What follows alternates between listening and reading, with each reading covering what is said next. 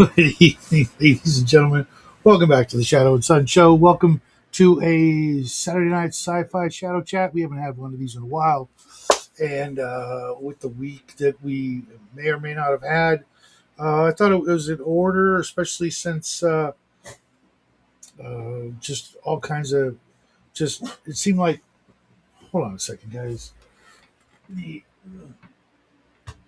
the dog needs to go back outside because reasons. We at least everybody I know seem to be more focused on the yakking from the MSM uh, monsters out there trying to eat up our time and divide us. And is it real? Yes, it's real, Bo. It's really me. It's really real, and I'm really tired of the news or what they call the news these days, and the whole just all of it just. Um, we all have our own unique perspectives, our own unique opinions, and while I value many of them, uh, I don't come here to hear that. Hey, what's up, Death Angel?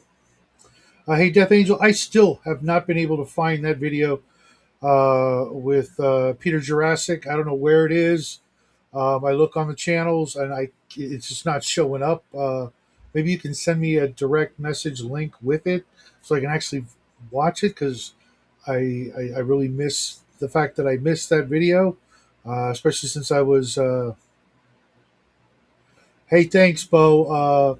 Yeah, it's bulletproof and it's going to stay there as a permanent fixture of at least my background here. Other folks, I really dig it. Even though I've got everything inside it in another format, it still deserves a place of honor. For those of you who don't know, that's the uh, Arduin Barrows and Borderlands Lost Dungeons of Tanasborg box collaboration from Emperor's Choice and everybody else. The Kickstarter finally landed. We've got an extra one downstairs hidden away.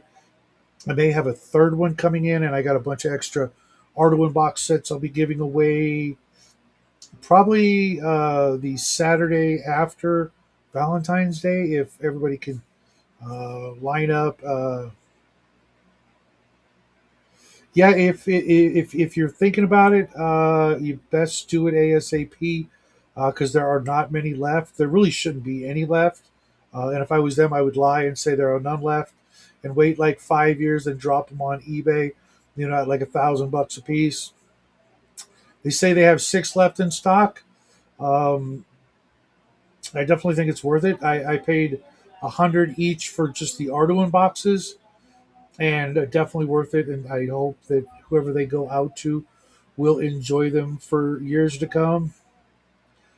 You won't regret it, even though, like you said, you might have like the Arduin hardcover volumes 1 through 3, which is the only way I'm going to use those books because it's been recompiled and organized. It's really nice to be able to look at the old books and the just get a real back down to earth, old timey feel for the way it was. I mean, 1977 through 1980 was like the old west of the hobby, and it you nothing's gonna recapture that feel other than going through Whitebox, going through Arduin, going through Tunnels and Trolls, maybe, or a few things like that. And just sitting down and blocking everything else out, which I'm kind of trying to do tonight because I cannot turn on YouTube without seeing somebody about stuff that probably isn't going to change. I hate the black pill, and I'm going to try not doing that because I've been doing that all week. And you know, hey, what's up, Cody? Uh, Again, the link, or actually, I didn't say it, but the link is in my Discord. If you want to jump in, and if you can't get into my Discord for some reason, like you, Cody, or Death Angel, if you want to come on, let me know, and I'll take the chance and put the link in the chat, and just make sure I can see you with your camera on before thinking you're going to get in here, so we can avoid that unfortunate business that well, you guys know. Yeah, well, we need to stop that, Bo. We need to, if we are, don't spread it, and just focus on the hobby, and our other, like for you, your job and family and those things we can actually do stuff about, instead of you know getting down in the dumps, or right, Bo.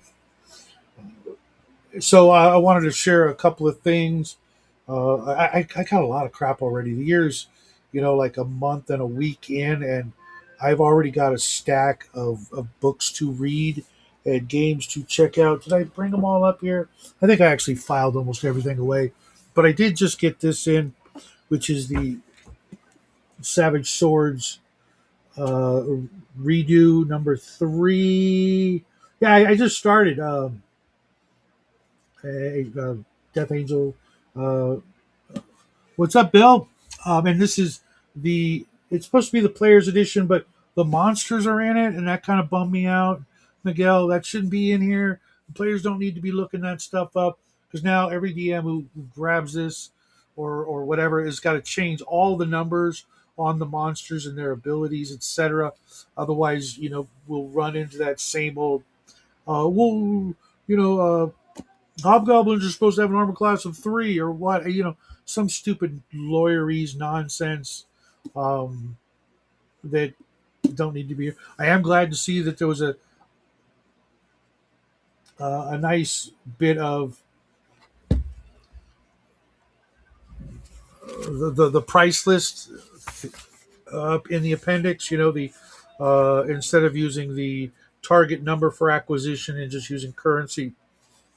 I'm really, really a big fan of that, because I shouldn't have to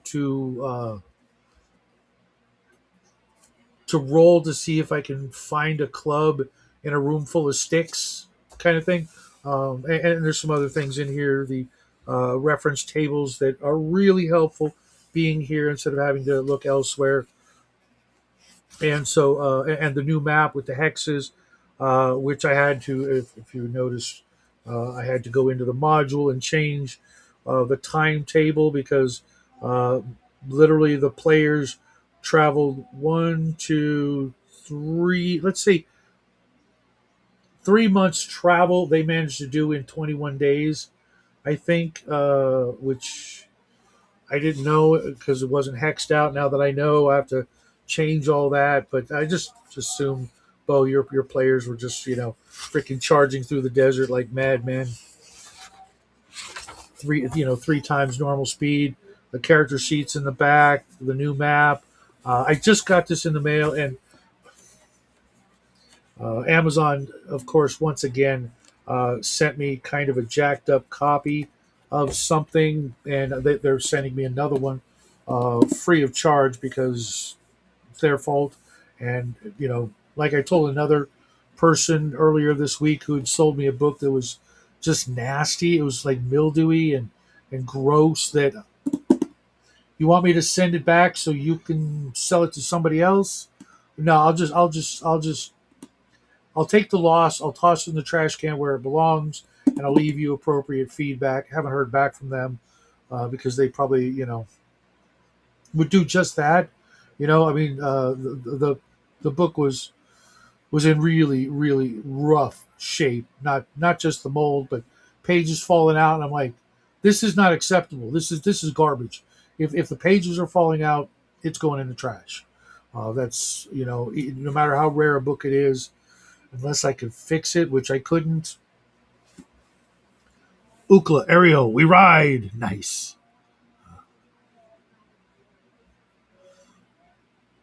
Trying to find a needle in a room full of needles. Well, that would be like looking for a book in this room alone. There are over 1,000 books in here. Easy, easy. Um, and I'm looking for ways to store even more in here. You can't see what's on the other side of the camera, but it's It's worse than the cover of the Unarked Arcana with science experiments and and books leaning over, and it's just crazy.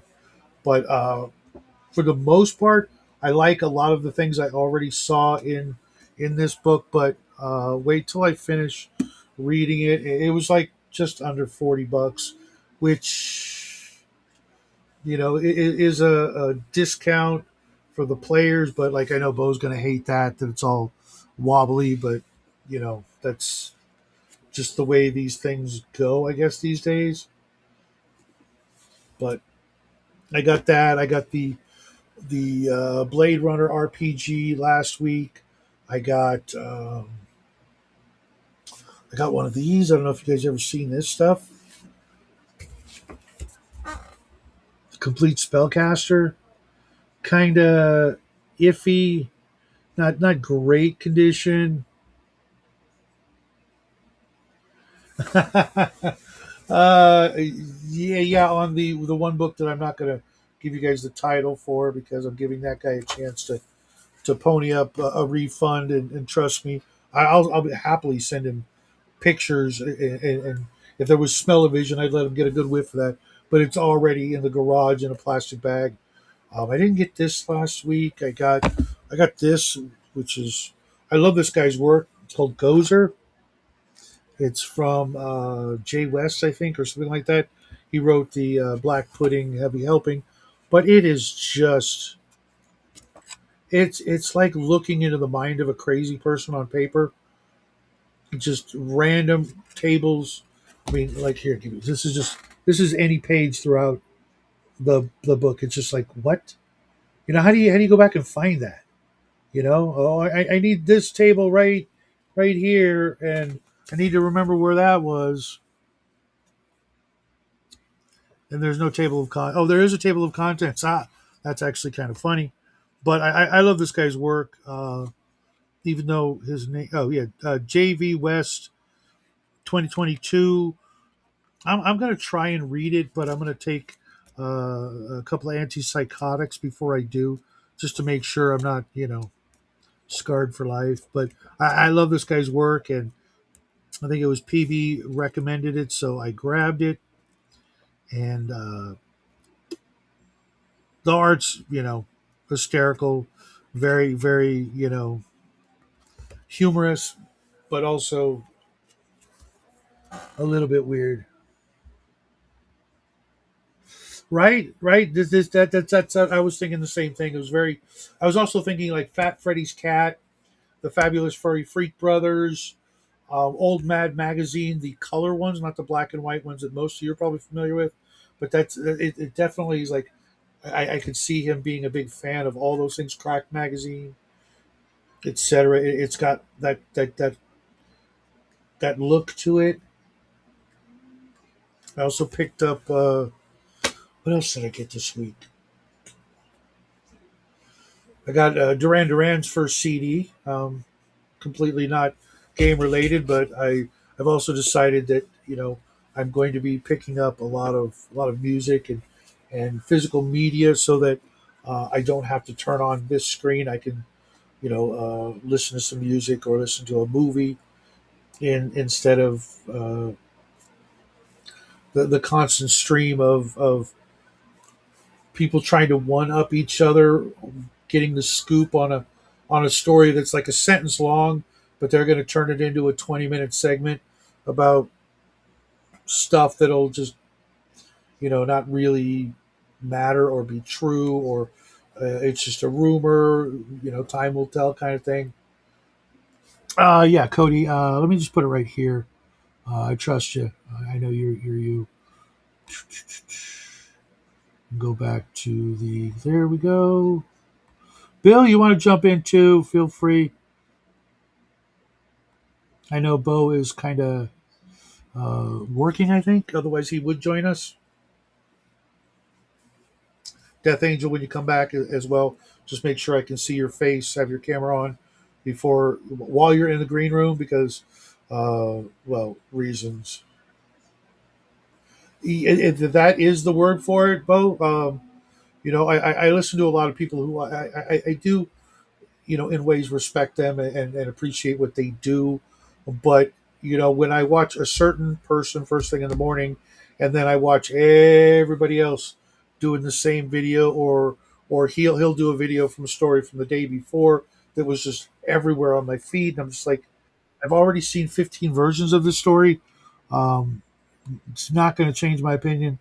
Bill, can I see your face there, buddy? Can you wave to the camera before I bring you in? Because uh, that's not a face, Bill. Slowly, I. Oh.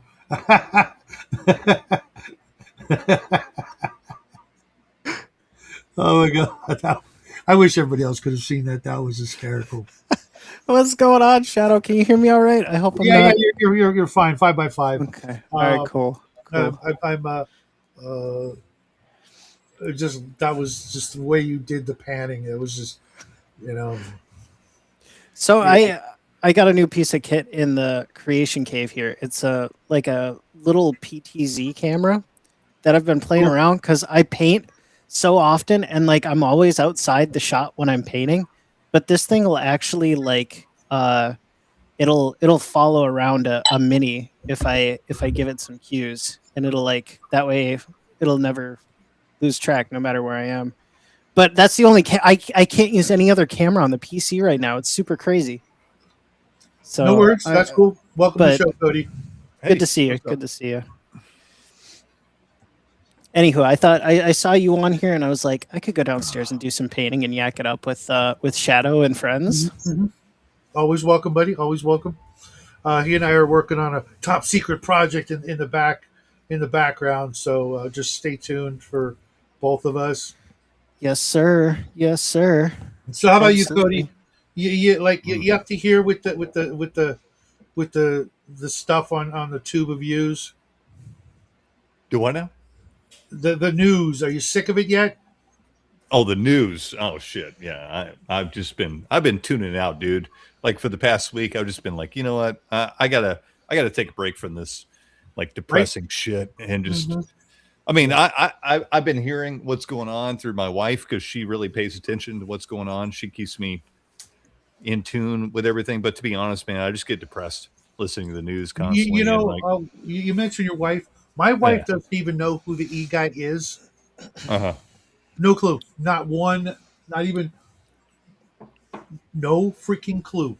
And I'm like, yeah, you're so lucky, because she doesn't really, know what I used to do. Some of you guys do, bringing little ones back home from places they weren't supposed to be, and it just makes me furious, thinking the time and what we did, and then hearing this crap, hmm, how worse it only got after I stopped doing those things, in that line of work. And I'm just like, I'm gonna break out some books, break out some minis, you know,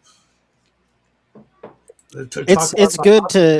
to disconnect a little bit every now and then. You know, no matter who you are, whether you're a creator or just somebody, you just gotta sometimes you gotta pull the plug and just, dive into hobby or whatever your outlet is for sure. Well, I mean, life is hard Hey, what's enough, up, right? Coco? You know, like just trying to like take care of your family and pay the bills and going to work every day and deal with all that stuff, which has gotten harder and harder recently. And then on top of that, the world's going, excuse my French, Shadow, fucking crazy, right? I'm pretty sure So that's not French, yeah, it but might be. I don't know.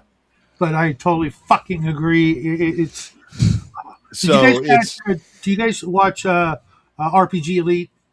no, I don't know who that Okay. I is. don't think I've heard of that person. Okay, he's a really cool black guy who is like hardcore focused, laser focused on the hobby, um, and he did a really good video yesterday or this morning. I watched it was, hey, what's up, OG Nerdy Ogre? That was like the same thing, any of these companies that are letting you know how they voted or what they are screaming about in the streets these days about done. Mm, I'm not buying your stuff. You know, we for the most part we can like watch a channel for like 30 seconds and go, oh, I'm going to hate this or I'm going to like it, right? We have that ability to deductively deduce, if you will, where a guy, stands. And if not, all the better. If you could be like super vanilla, which I don't recommend, you Yeah. know, I'm just here to talk about, this dorky product that's awesome. Um, Right. that's all I want to hear. So for at least hopefully the rest of the month, if I can help it, I'm just gonna tune that shit out and maybe maybe paint some 15 millimeter miniatures. My friend James L over in the land that does not exist has been showing me some really cool 15 mil miniatures for all kinds of games that are like war games and miniature games and even for hobby. And I made a 15 millimeter scale portable dungeon with Jenga blocks, a magnetic chessboard, some little Sick. some little washers to put the miniatures on so they would stick. Made some dungeon walls, and it all fits into a chess box. Because I was thinking the boy was gonna go off to college and maybe want to take something with him so he could play some D&D with his new friends. Instead, he's bringing his friends here to play on the dining table, which is awesome. Hey, Yeah. there you go. Great. But Great. but it was still a neat little project. It's still over there with I mean, 100 miniatures fit in there, whereas if they were 28, you couldn't fit 10. Oh You yeah, know, dude. Like I've Yeah. always been a big like proponent of like small scale miniatures. Yeah. Like I have tons and tons of 15 millimeter and smaller, right? Like miniatures and armies and everything. And I've always been a big proponent of it for several reasons. One is cheap, right? Like it's way cheaper than 28 a millimeter. buck a piece, and they're metal. Yeah, yeah. That is a solid point. Way cheaper. It's way grander in scale. So if you're doing like big armies, like especially really small scales, like 10 millimeter, 6 millimeter, looks so cool on the table because you can literally have like thousands of Yeah, miniatures and yeah. you can get it done. You can paint them, and it looks so good on the table. And you could fit them in small places, Yeah. take up small spaces. Now, Yeah. now, don't get me wrong. If I'm going to do like a real dungeon layout with the Mhm. because I've got the dungeons and lasers scenery, so I can make the most epic lit up, like as in the torches are flickering from real Yeah. light. I've got it all set up. That You is know, sick. to play Dungeons and Dragons or anything like that. If it's a role playing game where that kind of thing matters and helping the immersion. When you could see a monster that like this guy right here. Oh yeah, for You sure. see this guy on the table, you're like, oh my god, we're screwed. Are those people in that box on his shoulder? Yeah, there's about a dozen people shoved in there, and he's looking for more. You know, okay, I'm going to keep my 28s and my 30, whatever, for that sort of thing. But if I want to play a war game, Mhm. I used to play Epic Space Marines. That was my first real war game, Oh and yeah, good and to game. this day, I can't think of one I'd rather play. Yeah, it's a great game. Great game. Yeah, I mean the thing about like, the other thing is I think people have lost the concept that, like every kind of scale of miniature has its place, right? So for like 28 millimeter, it's great for small scale stuff or up to like large skirmish. But when you get above that, like it's like, dude, if you want to really do like large scale battles, just get smaller scale miniatures, right? Hmm. Like I don't understand modern 40K because when I see dudes play it at the game store, they literally fill up a 6x4 table with shit. They can't even move around the table. It's like a freaking parking lot. Yeah, When Okay, as but soon as they that's cool in its own way. In it, some it, it's case, kind of in it's some kind of cool. cases, It's in kind of some cool, and cases. I've played like apocalypse games, right, where we have like we have like a table that spans the whole game room, right? And like yeah. everybody brings an army. That's a different kind of thing. But if you just want to like get together with a buddy and play like a big scale 40K battle, why don't you just play Epic?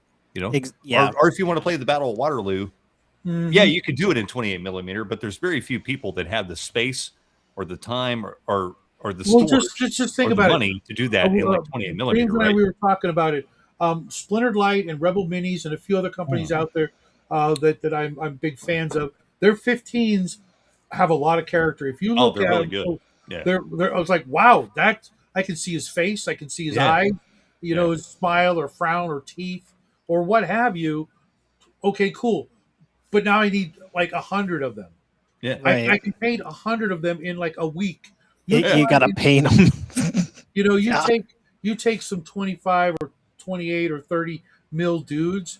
If you don't paint them to a certain standard, you know, Mhm. everybody is just going to go, oh, you're just new to the hobby, huh? Or some, some sort of, variation of that sort of Sure. disparaging remark. You've got to be phenomenal. Yeah. With a 15, 18 mil min or 6 or 10 or something like that, you can't. You literally can't. You paint it, you do the block colors, you do a wash, you do a little dry brush, a little edge highlighting. You can't do any more because you then, it's done. There's nothing else Well, to do. I mean, I mean, I've seen guys like really go into detail with like 15 millimeter and smaller, but it's not necessary, right? Like, and that's the thing about it. Like you said, you can really get away with a lot of a really minimal paint job, and it looks great. Because you're not look like the 3 foot rule. You cannot see like a 15 millimeter miniature up close. You literally have to bring it up like to here, right, to see anything on it. But from far away, like in a group in mass, they look great, right? mhm, mhm. And 28, you're right. Like even with 28, you can get away with it a little bit, but you can see more of it, right? Like you can see more of it. So if it's a haphazard paint job, you're going to know it's a haphazard paint job, Yeah, right? yeah. And yeah, in mass, it might look okay, but like there's a difference here. And yeah, like 15 millimeter and smaller, you don't have to go that far, and you don't have to have the skills, honestly, And in painting. even You if know, you go and yeah. like you're a pro painter and you go all out, Mhm. you're still done with that mini in like 20 minutes Oh yeah, tops. yeah. It's like Drying half the time and time. speed it up, Yeah, all that. It's just yeah, next thing you know, 20 minutes and you've painted like a Mhm. squad or two of these guys and they're ready to go. You know, Absolutely.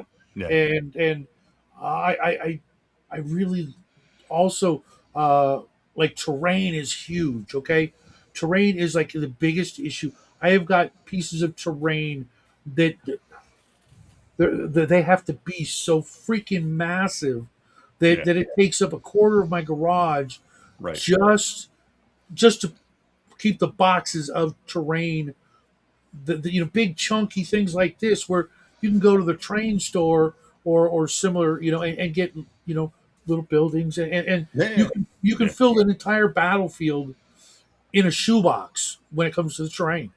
Oh You yeah, know, yeah. Mhm. It's Mhm. it's great. It's great. I mean, that's why like for any larger army stuff, especially my historical stuff, it's all smaller scale, right?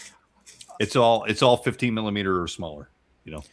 I really enjoy 28 though, like just as a painter, oh yeah, because it gives me Yeah. the challenge of kind of like both worlds. Like I love the smaller scale minis. I haven't painted a ton, so I get a little grain of salt on my end. I'm mostly a 28 guy, but like I have painted some smaller minis for friends, and like I I do enjoy them for the aspect that you can whip out a batch of those like it's bacon on the griddle, like no problem. But Mm. mhm. I do like the 28 that it gives you a little bit of challenge. Like you have some of them are depending on what companies you get them from. Some of them have very little detail at all, and you get the freedom to kind of like fill in the detail with your own mind.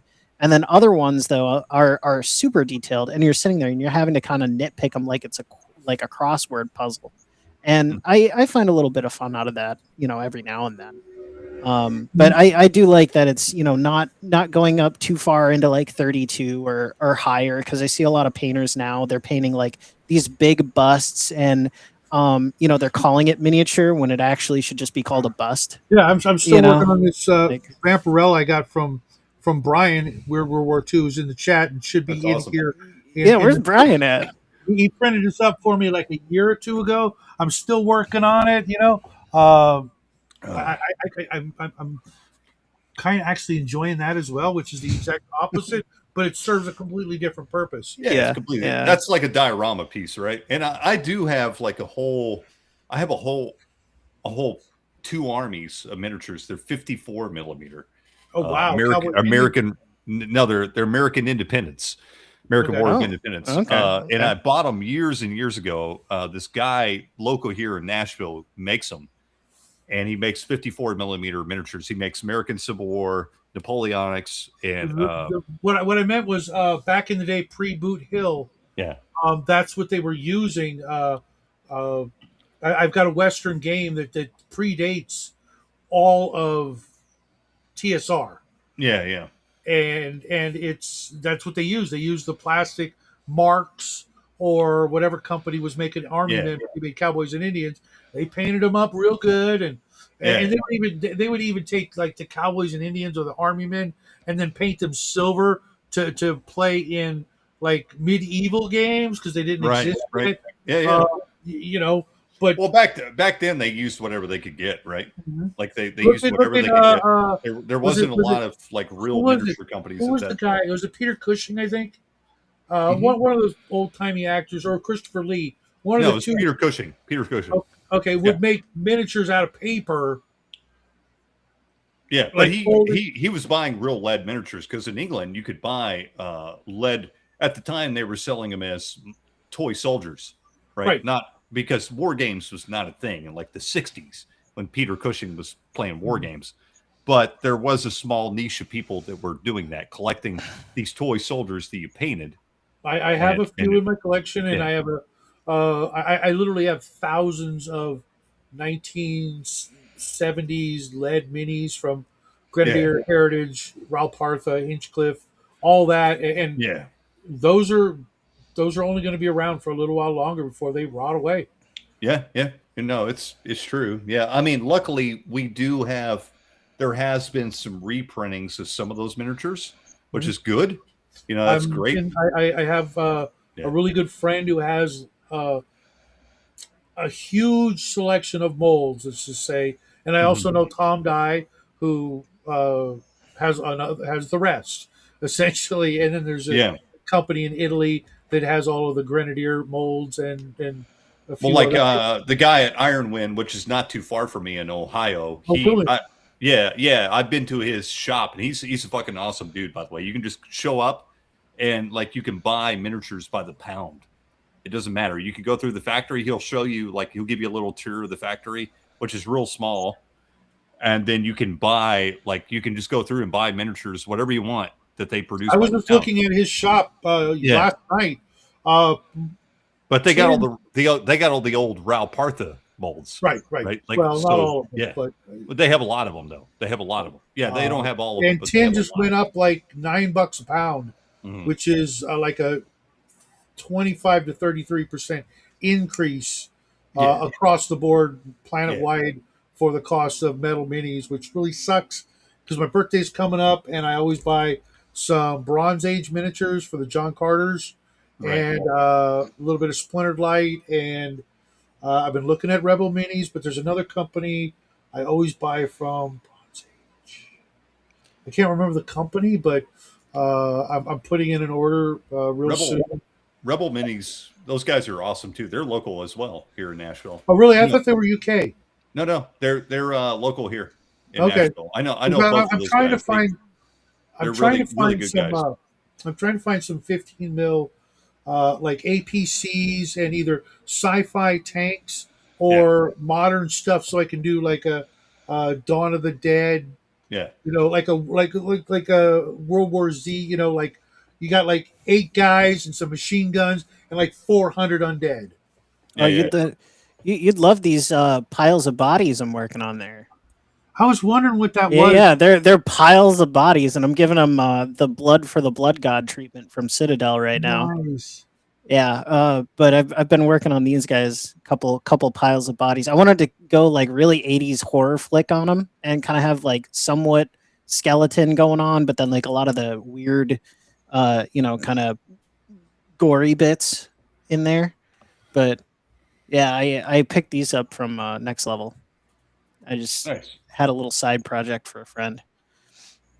But you'd love them. They sell them. They're pretty cheap. It's like 50 cents for a pile of bodies if you're in the market there. Shadow. Okay. Yeah, like I said, I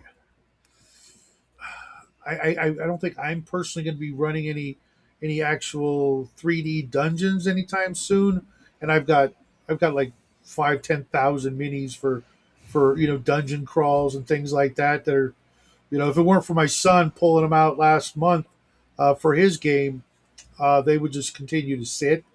And it's like, yeah, I've got a crap ton of stuff that needs some local people to come in and play, but it's just where I live. It's just unless you're playing 40K or It's a 40K adjacent dude, it's game. it's the Yeah. same everywhere, man. It's the same everywhere. It's the same here. Like I have a small group of guys that will play alternative games or historical games. Like there is a decent historical club here that I used to game with. I don't get a chance really to go up there anymore, but I still go up there occasionally. And I have like two or three guys here that will play just about anything on call. They're just like, yeah, we just want to have a good time, drink beer, and play games. So, but it's rare. It's rare to find that in any area. So, like we have a big gaming scene here. Like there's a lot of people to game, and out of that, like it's like, maybe 5% of those people play something different than the typical stuff, than D&D and 40K and Magic the Gathering or whatever. It's a very small percentage. And I think it's like that everywhere that everybody I've talked to in any area of the world, it seems to be that way. So Welcome to the not show, too Exnard. unusual. Long time no see.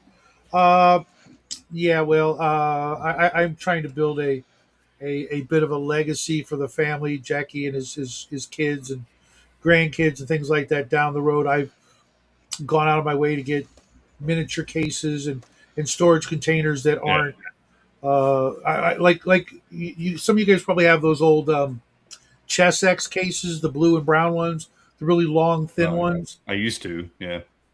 I've got some to this day that are holding Grenadier and Raw Partha and Heritage minis that are cruising up on 40 plus years old, and they're sturdy as hell.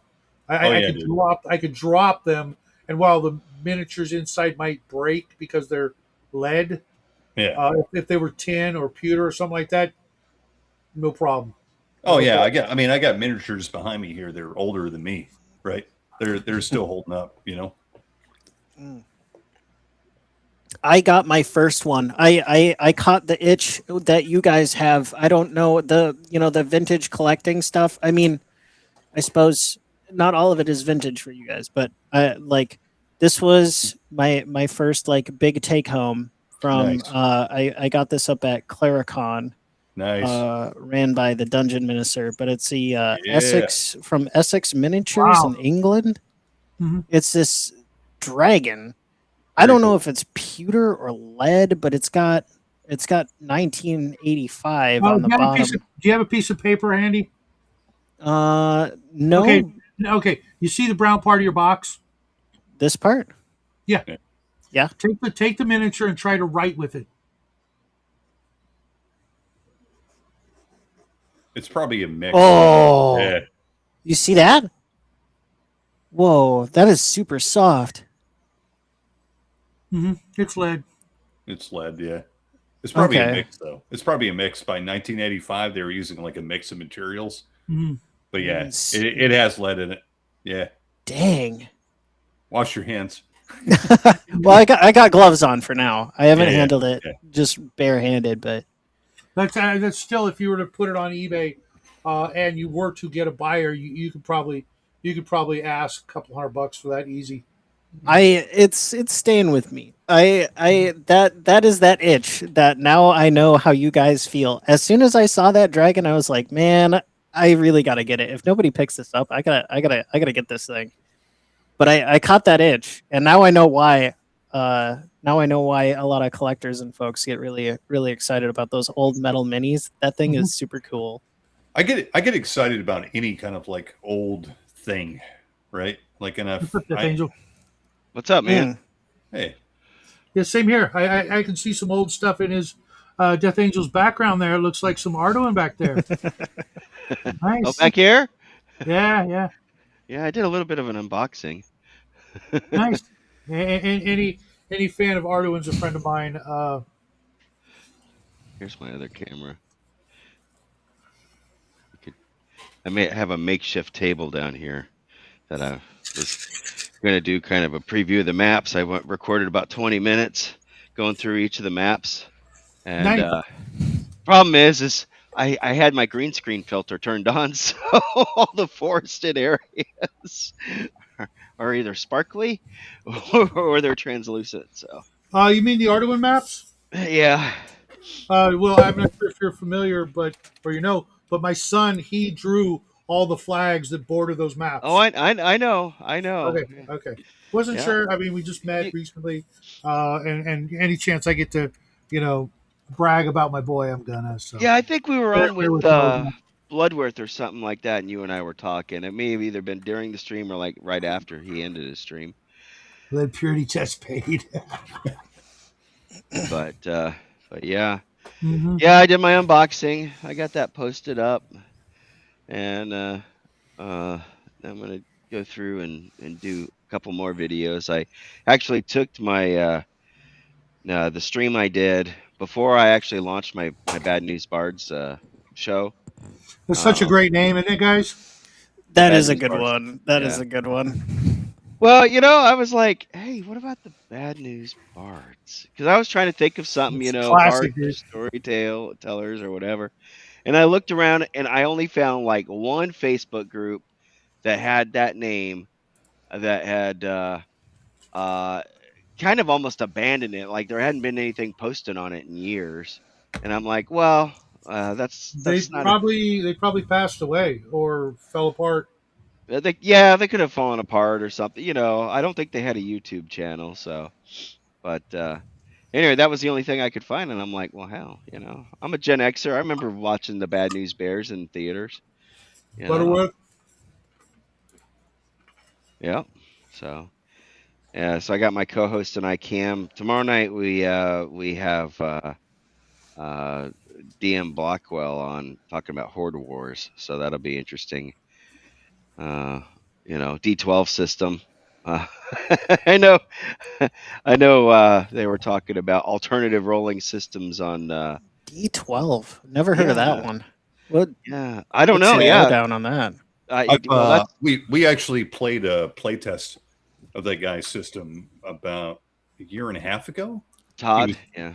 Yeah. yeah, he's a really nice guy, and he I think it was when the game first came out, and we did like a playtest stream, and he I think he ran the game for us if I remember Yeah. right, and it's pretty interesting. Yeah, Yeah. Now I who's have the PDF. Joe and Randy sent it to me before they went belly up. Biggest Geekus. okay? And I never even opened it. I just remembered somewhere I got to go check it out. I have they sent me the PDF and I never even gave it a second look. Well, my co-host Cam likes to dive into the nuts and bolts stuff, hmm and I kind of opting to not dive too deep into it and let him sell me on it type of thing. You know what I mean? So, hmm and then Cam will ask some of the technical questions about why a D12 instead of a D20 or a pair of D10s or whatever. hmm Because every is it a gimmick or is it something? Mathematically sound. Yeah, yeah. What's the basis behind it? That's kind of a curious thing. I don't think I've ever played. I played D10 systems. I Uh, have a D12 war game uh, based on the old Galacta 25 Heritage miniature line, which one of my favorite and first introductions to the hobby, which was these 25 millimeter lead sort of Star Wars knockoff miniatures. They came with these paint and play sets where you get like half a dozen miniatures, a rule book. The old remember the old paint by numbers paint pots on that like sprue almost. yeah, It had everything in it you need for like 20 or 15, like 15 to 20 bucks. You get the miniatures, the paint, the brush, the dye, 12 everything you cents. could need. And that was one of the very first things I ever got. And now I know the owners of the IP. And it's weird if you follow this stuff long enough, you actually get to meet you're kind of like your heroes or the people who wrote these games that you love and whatnot. Fortunately, a lot of them are no longer with us, but there's a few old farts still out there Miller's still out there somewhere from Traveler, and things like Yeah. that. Did you see? Did you see? Did you see they're trying to do a Traveler 5e? Did you see that? No, no, I didn't. Come on back in here, Bill. No, like 5e D&D 5e. Traveler, yeah, they're making the skills. I don't know. I caught wind of it. I went ahead and followed it because I want to keep tabs on it. But everybody's trying to move away from 5e1, trying to embrace it. Uh, Yeah, I don't think that's going to happen anytime soon, OG. And if it is, it's not me, so don't get mad. And is he the only Canadian to pick up the Portal 2 adventure? I'll ask George and Dave and see if there's any other guys up in your area who picked it up.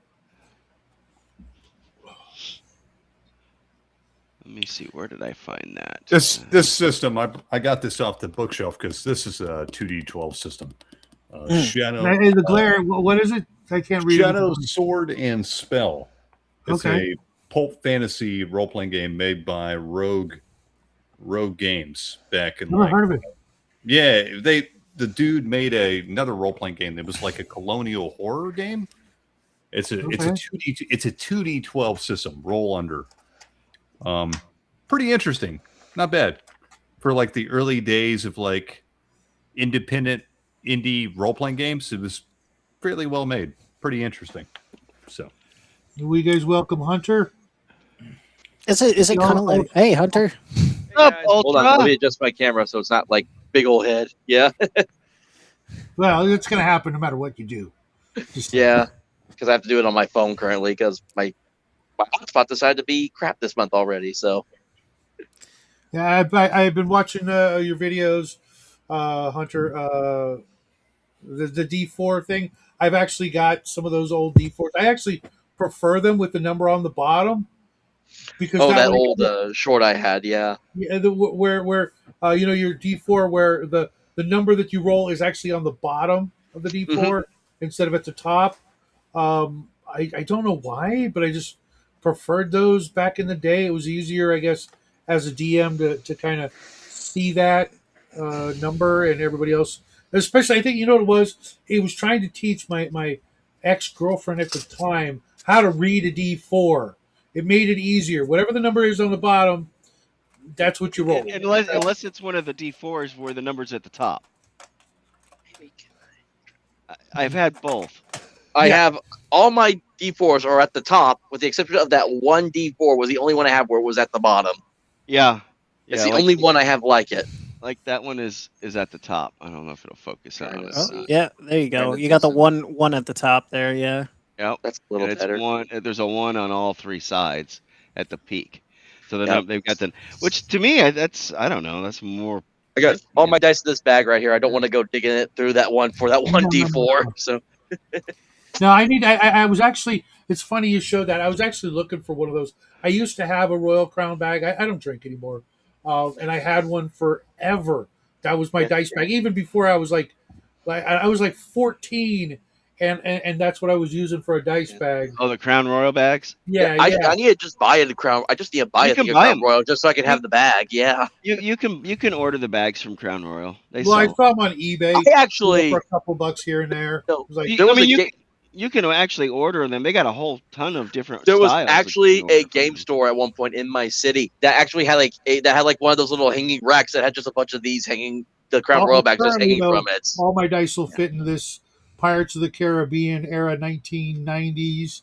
I want to say dice bag, all leather. I have a bunch of different dice bags that I just hold for different dice. I never got. I used to have like this big glass jar full of dice, and I was giving them out to all the new people I was dungeon mastering for at this game store until I finally emptied the jar. It was more like a vase, and it broke. And from that moment on, I've had the same 20 black and white dice. That's all I've picked up. And then about the beginning of the year, I started learning about metal dice, and I'm like, Here Metal it is. dice. I only have one set of metal Yeah. dice. What do you guys That's thoughts? Yay or nay this on bag the right metal here. dice? I know Yay. what Poe's going to say. Nay? I Yay. don't like Yay? As long as you got a tray to roll them in, you're not rolling them on your table. Okay, yeah, that's a caveat I'll go with too. Yeah. What? Yeah. What did I miss? I was looking for something. Yay or nay Okay, on Brian. owning metal dice. Take care, Brian. Oh, well, hold on a minute. We're going to talk about metal dice. Oh, I Good to thought he see you, was asking Brian. about something else. Oh, I See. have some metal dice. I got to find. I only the other have set, one. but- This dice bag uses the dice that I like. They're all like red and black or what red, black, and white dice, just because I like those colors. That's What in the that's a world? D100, isn't it? That is that. Are you sure that's made on Earth? That literally reminded me of something from like See if I Fifth can. Element or something. You know, those weird bronze and dudes. I was like, are you sure that's not like from Phantasm or something? You know, or Hellraiser? Trying to There's see if I can there's the find. Where's 100 the right other there. one? That is freaking cool as hell. I'm trying That's to. pretty neato. But Where it is is one? so rounded that it literally Won't stop. takes forever to stop. Yeah, it's heavy because this is metal. This is a metal die. So There it is. I have mean, these I could knock two. somebody out with this. I have these two chunky D20s that I Yeah, got they from a were game so store. dope. Yeah, I have like three of those on the There you go. shelf. I I had showed bigger these are ones like too. it's like when I did my game like you got a pair commercial for Patty. I was showing these off, so these are my pair. Nice. I think I had that one color too. The gray strip I one. say yay to metal dice, and I would go with the caveat that yeah, you got to have something to plop them down on or like a decent amount of space. But I mean, there is something about that heft, that extra weight, Yep. especially if like you're running the game, and if you have like a specific set of dice for like I gave one out with a set of skeletons, and it Dice for had like a doom, you know? skull. It had a skull as the 20. And I was Yeah. like, man, if that 20 gets rolled on the table and you hear that clunk, clunk, clunk, and all of a sudden you see the skull on there for the enemy's roll or whatever, that would be like a huge moment on the table. It would just have a lot of weight behind it. Literally and figuratively. That was my kind of thing. You know, it's got that extra clunk to it that makes it really cool. My question, I think, would be, what would hurt more, stepping on a D4 or getting conked in the head by a D20? D4. D4. This would hurt more. This will Yeah, knock the metal your ass one. out. I don't know, man. I've stepped on plenty of D4 and Legos, and that's Oh, yeah. that's a tender victual there. You know, Yeah, it is. my skull. I've been hit in the head with a 2x4.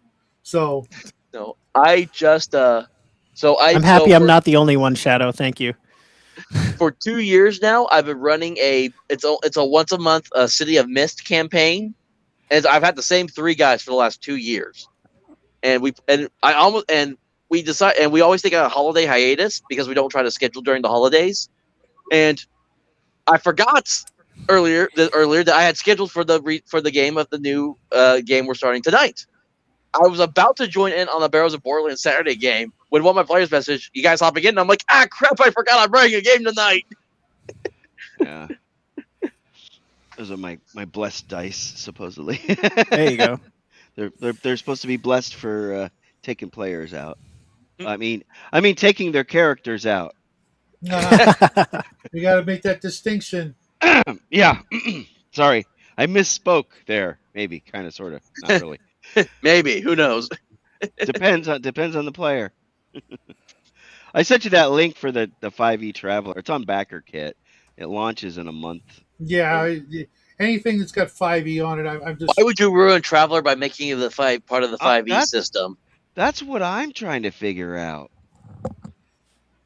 I mean, you know, I've been thinking about that for a while, last year plus. It's like we've all got these games, right? That like how many here have an actual like original Traveler? Yeah. I own PDF files because I bought that that giant like file size that was like 60 old Traveler books in PDF Okay, form. let's just pretend like everybody's actually got original copies of Traveler. I've Even if never you Yeah. played it. I've never Am I played a it either. heathen? I've I never played it. you're missing out, buddy. You're missing out. I okay. What are we supposed to do? With those books, if we all jump on the next one and then the next one and the next one and the next one, because like for like Traveler's a really good example because almost nothing changes. No matter what they do with it, nothing changes except like maybe the GURPS one changed a lot, or was it Savage Worlds or something like that, where it's like totally different, and the only thing you get that stays the same is like the world setting. But for a whole bunch of editions of Traveler, all the way up to Mongoose, nothing's changed. well, and Mongoose has the rights now. Right. They they But were it's completely given to essentially the them. same damn game. I mean, Yeah. like, so it's. I'll go with saying it's like 90% identical to the original Yeah. digest books. How many different copies of Traveler do I need? You know, I have I, the 2022 update and the core rulebook before that. at what point am I just like, That's collecting books for no actual good reason, Hmm. yeah. other That's a good than question. maybe having a newer edition means that it will last longer. Well, I would say, like, obviously it's not for you, right?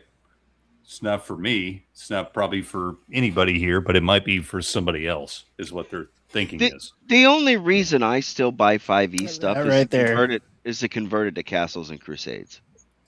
Same here. The only reason I own some 5e modules is because I want to use it for different games. I'm at, but even though I am currently running 5e Curse of Strahd, but I'm very much running with an OSR mindset because as I keep sharing, I literally almost killed the party first session with zombies alone. I If am you not want going easy on them. you want to make your Curse of Strahd better, go find yourself all the second edition material and add Right that or in. wrong. Yeah. Add it in there and add back all the stuff they nerfed in it for 5e. Yeah. Well, I have a one player. She's playing a Dompier, and I've been constantly having her like roll at least once a session to see if she can avoid losing herself to the hunger. And she failed that con save roll, so she is now on the hunt for blood. Oh, did she get bit by Oh something? no, she's a Dompier. She's a half vampire. Okay. I still have friends that play 7th edition 40k because they just they don't want to buy the books anymore, and I still play with them because like who wants to spend $50 on a book, or I guess the same thing goes for like D&D too in some cases. Well, You know? also, if a game has like several iterations, maybe you find your iteration, your edition that you love, right? Like, so 40k, Yeah. I play second edition 40k, and I only play Rogue Trader and second edition 40k, and that's it. And I'm not worthy. because- Second edition player. I'm not worthy. No, I mean, whatever. It's not like an entitlement thing. It's just like that's Nah. what I started with. That's what I love, right? Like, so It's that's what OG. Yeah. I love that era of 40k. That's what I started with. That's what I grew up with, and that's what I want to play. So that's what I'm nostalgic for. That's what I have fun with. Like, I like other Dang it, editions it's of not working. 40k.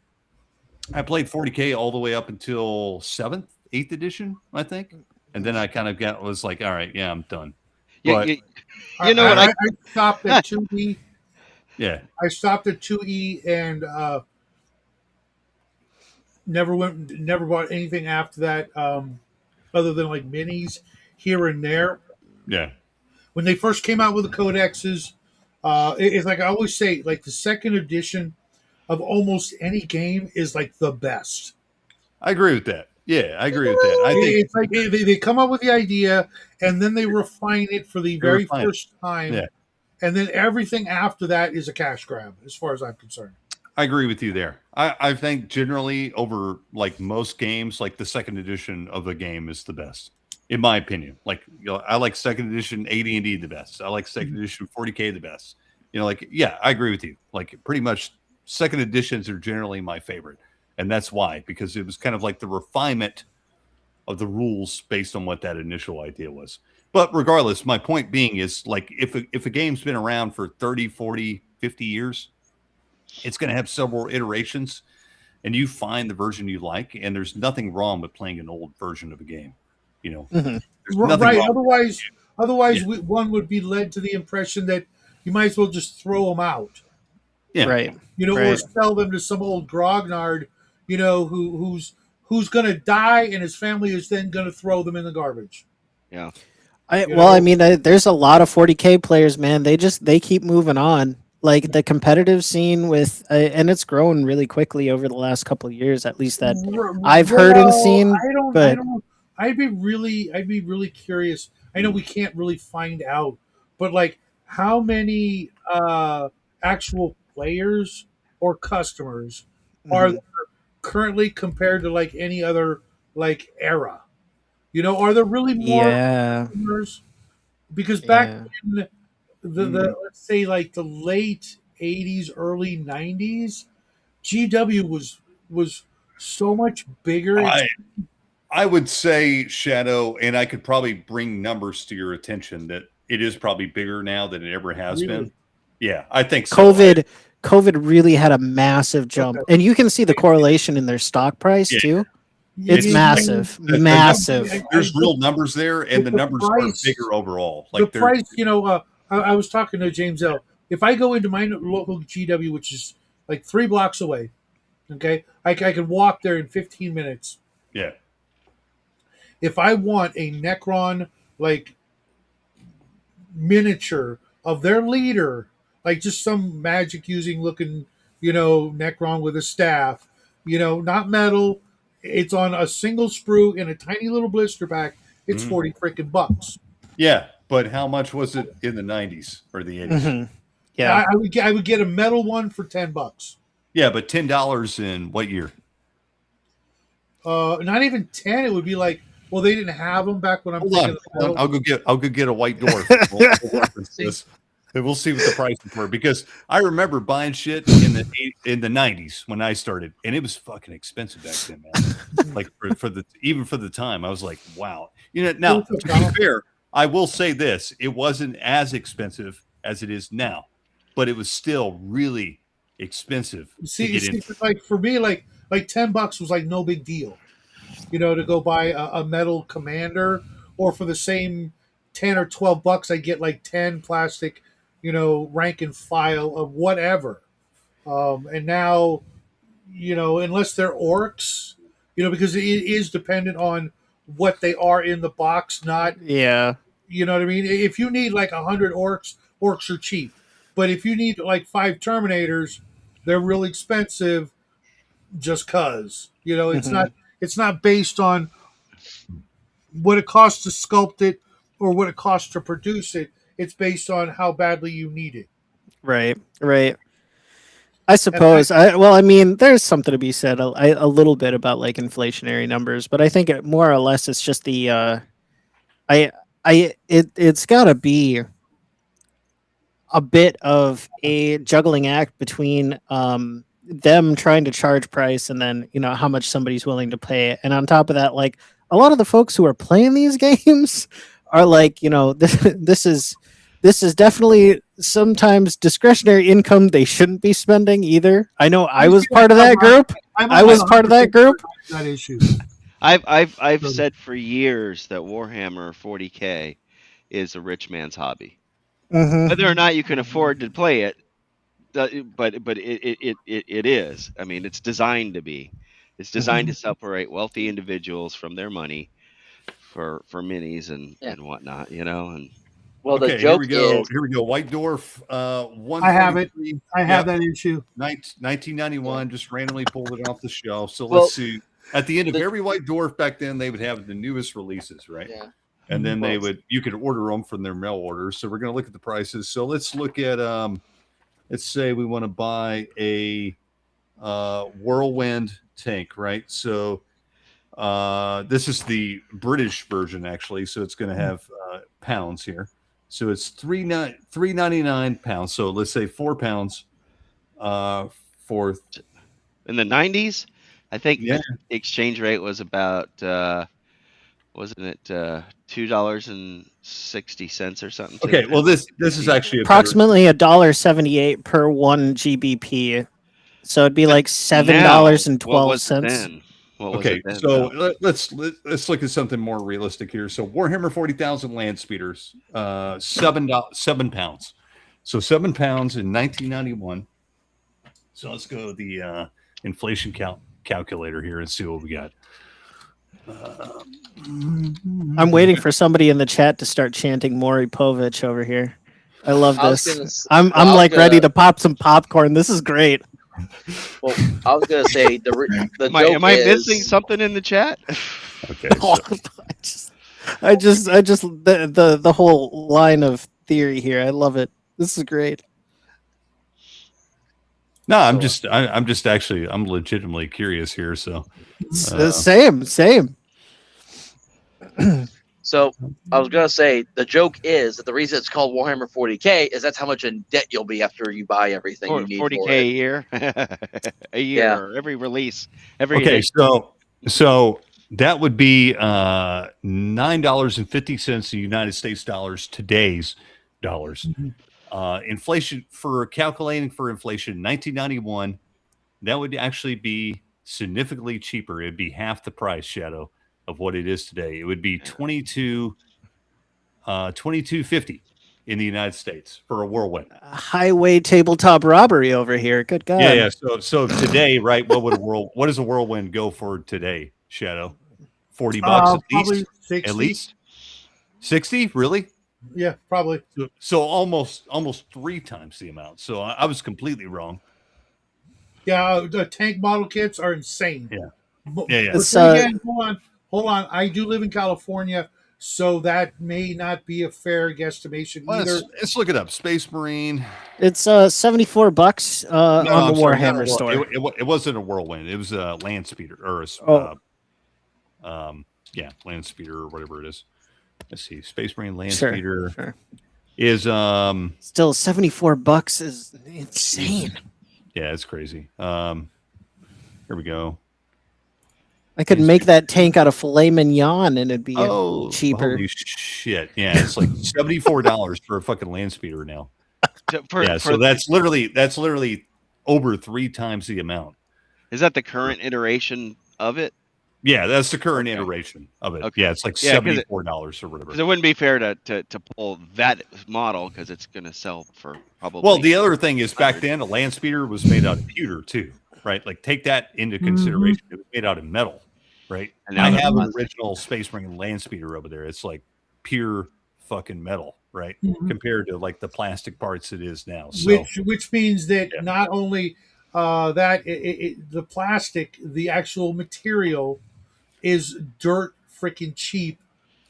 You know what I mean? What you're getting. Well, yeah, it's expensive to make the molds. Like it's expensive to get the plastic production going, but once you get it going, it's cheaper overall, right? Yeah. Exactly. Yeah. Exactly. So yeah, it's cheaper than metal. It's more expensive to get it going though. Like that's a thing that people don't realize because I do know people in the miniature manufacturer industry, and they've all told me like, plastic, it's cheaper overall, but to get into plastic is way more expensive. Oh yeah. It can be hundreds of thousands of dollars. Yeah, it's a huge upfront cost to get it going.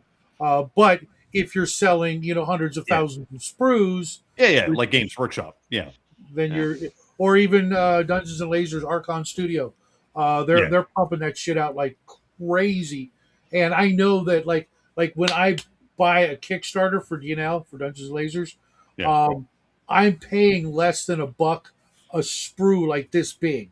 You know what I mean? And that sprue is going to have like 8 to 10 miniatures on it, maybe even more. You know what I mean?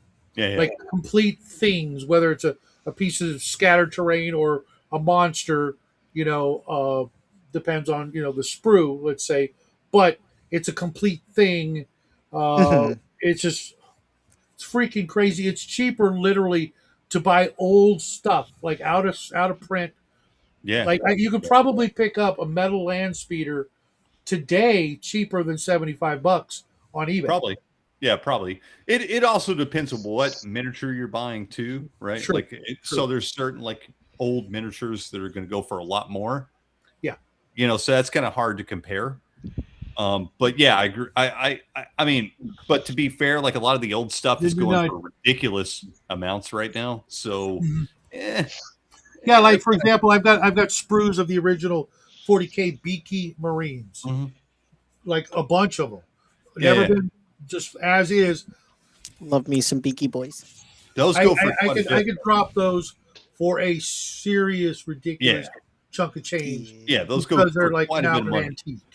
They go for quite a bit of money. So what's the difference in the cost for making a mold for metal versus making a mold for plastic? Though, is there really that much of a difference? Is it? Oh my God, yes. It's not so much in the It's a molds. lot. It's just setting up the whole manufacturing process of doing that. There's a lot of things involved that you have to do to set up that process. Now, I don't make miniatures. I can't tell you the whole process, but I've just heard from people that do make miniatures. It's like this. They've all told me that like getting into plastics is. They're like, yeah, that's cool and all, but like that's a huge investment to set that up. Like literally to get the equipment to make like one specific sprue. It could be tens of to $100,000. Yeah, to make a sprue that you want to make out of metal, you're just talking about, once you have the original sculpted, let's say sprue, you coat that in the right kind of rubber, split it in half, drill a couple holes, and you could be pouring metal by hand. Oh, totally. Yeah. A lot of plastic injection process, pressure, it's just all kinds of crazy, elements, heat and temperature, etc., to get plastic into a metal mold because it's not rubber, and rubber will go bad after a while. But you make a metal mold, it's going to last forever. That's what blows my mind is that GW probably has a place where they've got old plastic. They do have them, dude, because they're re-releasing all that stuff, right? They do have all that stuff. That's what drives me crazy. It's like they have access to that whole library of stuff, and every once in a while, like nowadays, they've started re-releasing that stuff and asking exorbitant amount of money for it too. What's up, Cal? What I heard something about them being $1 billion company or something like that. Oh yeah, absolutely. Yeah, definitely. Yeah, I don't doubt it at all. Yeah. And that's crazy to think of them compared to like Wizards, who's owned by Hasbro, and they're trying to push WotC to be $1 billion division. Well, the problem different industry too, right? The problem is that Toys R Us no longer exists. Toy stores no longer exist for children because children have been given this thing. This little iPads and. This is their version of a toy box. They don't have toy boxes. They don't have toys. You go. I was surprised today when I went into Walmart and went down the toy area, and there were actual adults and children buying toys. But normally, I go in there and I see some old guys, a little bit younger than me, maybe even older, flipping through the Hot Wheels or the action figures. Because they're the only ones who can afford it, and parents don't buy their kids toys anymore because they're either in front of a console, video game, or on their tablet or on their computer. They have no concept of actual playing with toys anymore. We're going to see in less than a generation that they don't do that anymore. They just don't, and that's crazy too. I mean, well, you gotta pass it down. There's one other thing I want to hit on the model manufacturing thing, but I do want to say this: like you do gotta pass that stuff down. My parents spent a good amount of time just sitting on the floor with me playing with Lincoln Logs. I feel like there's becoming less and less of that as more and more work get put on people as time goes on, and less free time is available on some of those, in some of those areas that used to be free when I was growing up. Basically, a lot of the millennial parents have resorted to giving their kid a tablet or a phone or whatever as That a could be, yeah. toy, That as could a be. babysitter. I mean, Yeah. I was a latchkey kid. Even my stepson was latchkey. Now he's 29 now, so but they used to come home. He had a key around on a thing around his neck that he Yep.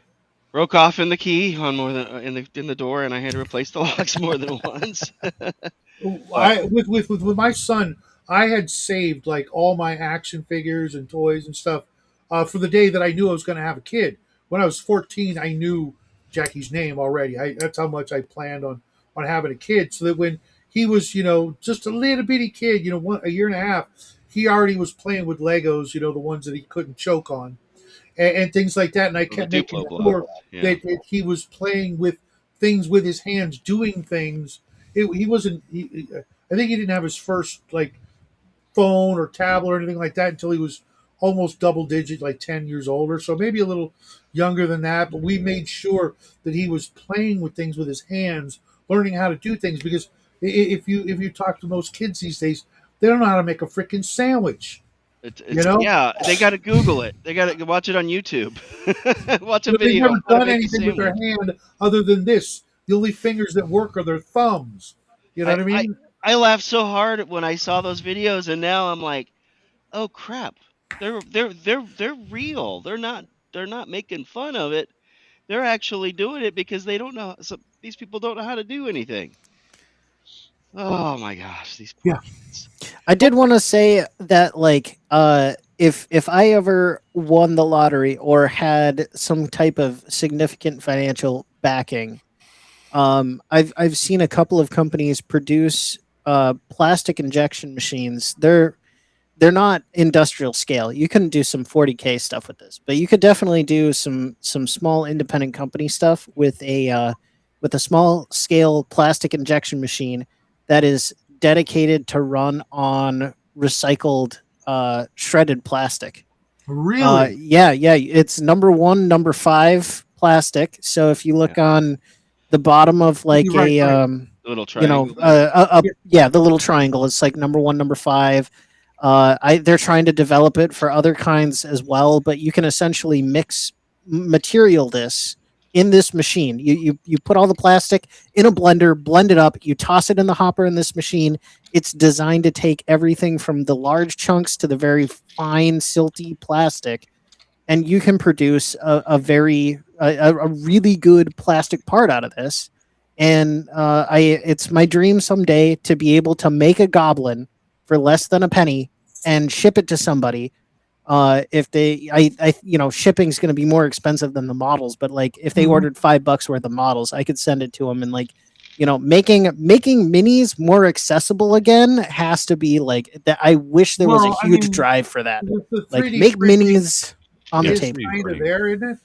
Yeah, With it's very much there. with Yeah. 3D printing, but what you're talking about there though is great because you could literally make things like plastic forks. You wouldn't dare 3D print a plastic fork and then use it. Well, I mean, I You know what I'm suppose saying? so, but like also, I have a resin printer back there, and I'm still, I haven't devoted the time to use it, but I also know that there is some issues that go on with that. I don't have the best ventilation in the basement here, so like if I'm gonna use it, I can't be in the room while it's going because like I don't want to breathe in, the resin that's here. I don't want to get it on my hands. Like there's a lot of learning to do with it. Yeah. Whereas the hard plastic, whether it's recycled or it's something that comes out of G Dubs or wherever, Mhm. that's something that you can at least, you scrape it off as long as it goes into a dustpan and into the trash. It's going to go somewhere where it's going to be disposed of properly or as close as we can get it now. Um, but the resin stuff it's scary to a lot of people, and for good reason. There's a lot of people that got some serious allergies to that. You know. Absolutely, absolutely. And like I said, you wouldn't make a fork out of that resin, or even the FDM printers. You probably wouldn't. But if we get to a point where we can recycle and make new plastic forks or dishes or crap like that, we're like this far away from replicators in Star Trek, right? That'd be pretty cool. That'd be pretty cool. You know, As to long, where as long as they're not the replicators from Stargate. right. You know, because when you think about it, you know, literally cutting China right out of our market. You know what I Yeah. mean? No longer Mhm. buying that cheap plastic crap. We just make our own cheap plastic crap. Yeah. Hmm. Trying to see if I've got anything. You said it was number what? Number 4 or 1 and 5, I thought you 1 said. and 5? Like I I'm I, looking I here. I forget which one it is. I was watching this video about a year ago. You know when you get like pastries in like from the deli or whatever, Yeah. that certain types of that clear plastic is the identical plastic they used for shrinky dinks. Oh yeah. You heat it And up if and it you were to take some shrinks. tracing paper and trace, like something like a shrinky dink, like your favorite logo for your keychain, or like this guy I watched who showed me this trick was making miniatures of shadows and ghosts and things like that, so that he would have like plastic standees instead of miniatures. He could just like cut them, draw them with markers on the plastic, cut them out, throw them in the oven, and when they cooked and straightened out and did their thing, he'd have clear plastic standee miniatures that he made entirely at home for free, essentially, with just some markers, etc. And that's a way of going. I remember what was it, Black Magic Craft back in the day. He did something similar. He started with nothing but cardboard standees. Where is he Dude, now? Right? cardboard standees are like definitely where I started, right? And that's highly underrated nowadays. Like I love cardboard standees. I remember getting like box sets, like the old MERP set, and it had like cardboard standees in it, or like the old Star Wars starter set, Star Wars role playing game starter set, and it had cardboard standees on it. With the little And I, stands and the Villains and yeah, chalice. Vigilantes for yeah, me. the old Marvel Chill. superheroes game, right? Like the old Marvel superheroes Mhm. game had the like standees, and I loved them That's as a kid. amazing, OG. Yeah, I mean, like as a kid, when you couldn't like afford miniatures, that was a really cool alternative. And especially when it came in like one like box and it had everything you needed, right? It had the rules, it had the game, it had maps, had like fold out battle maps and like a map of the city. And it also had like cardboard standees of like all the characters you needed, Yeah. Really Now cool. you Everything now in a you box. Yeah. Yeah, really cool yeah, stuff. I remember seeing a lot of stuff like that. Boot I Hill, I think, had him, or am I thinking Star Frontiers? No, it wasn't Star Frontiers. Um, I think it was Chill, Villains and Vigilantes. Yeah. Well, hell, our friend Sean made his musings. He made his whole channel with standees and a puppet. Right? Yeah. No, His puppet is really cool though. If you see it in real life, his puppets are really cool. They're good. They're very well done. Yeah, it's funny because Jackie's when he was a little kid, he was a really big fan of Plants vs Zombies, and there was a YouTuber who has a channel out there where he does Plants vs Zombies skits with the plushies, the little Hmm. stuffed animals, and he moves them and makes them move. That's why Mr. Duck is up here, if you can see him, because I used to do the same Oh, thing. yeah. There you go. Way back there, because I could hold him like a puppet and make him, Anyways, he was wanting to get to ask Sean how to make puppets for one of his own projects, because that's something you don't see anymore either. For Yeah. kids, it's Yeah. like they may see Sesame Street, but they don't get the fact that there's a person back there. All of his stuff is practical effects, man. I got a chance to talk to him. All of his stuff is practical effects. I mean, there's the obvious like editing that goes on when he's doing these his reviews of the games that he's playing, but like all of it is like practical effects. He's got a little black curtain that he's cut down the center, and he's got like he's moving the thing up and down behind it, so you wouldn't think there was somebody there. It's cool. It's cool. It's wild. did you I mean fucking James Adam and Cal are going off about this freaking chaos Barbies. fucking, it's freaking. um what was his name? Adam Savage from Mythbusters fame. On his tested channel, he went and went to the studio and the design shop, because he's a maker, right? I mean, Mhm. he's obviously been around making stuff since before he was on TV. And he went to the puppet studio where they make the Muppets, and they've got all the different, and they kind of showed some of that stuff. It's kind of fascinating. I mean, he does a good job of. You were talking earlier about within a few minutes where somebody stands, and if they can keep it and not throw it off that way. He's one of those guys Oh, that he seems to totally be is. pretty Yeah. good about that. Yeah. I 'Cause really I know. enjoy his content. Yeah, yeah. I mean, I'm a subscriber to him. Yeah. So Yeah, I remember the last video of his I watched was him using a vacuum former, and I'm like, oh you know yeah, what? That could be actually pretty damn handy for making. James Ellen and I, we were talking about the old epic space marine like land raiders and rhinos. You Mm. yeah. know, Mm-hmm. Well, I mean, you could build your own vac table, right? really. Because that's what he did, and I'm like, Yeah.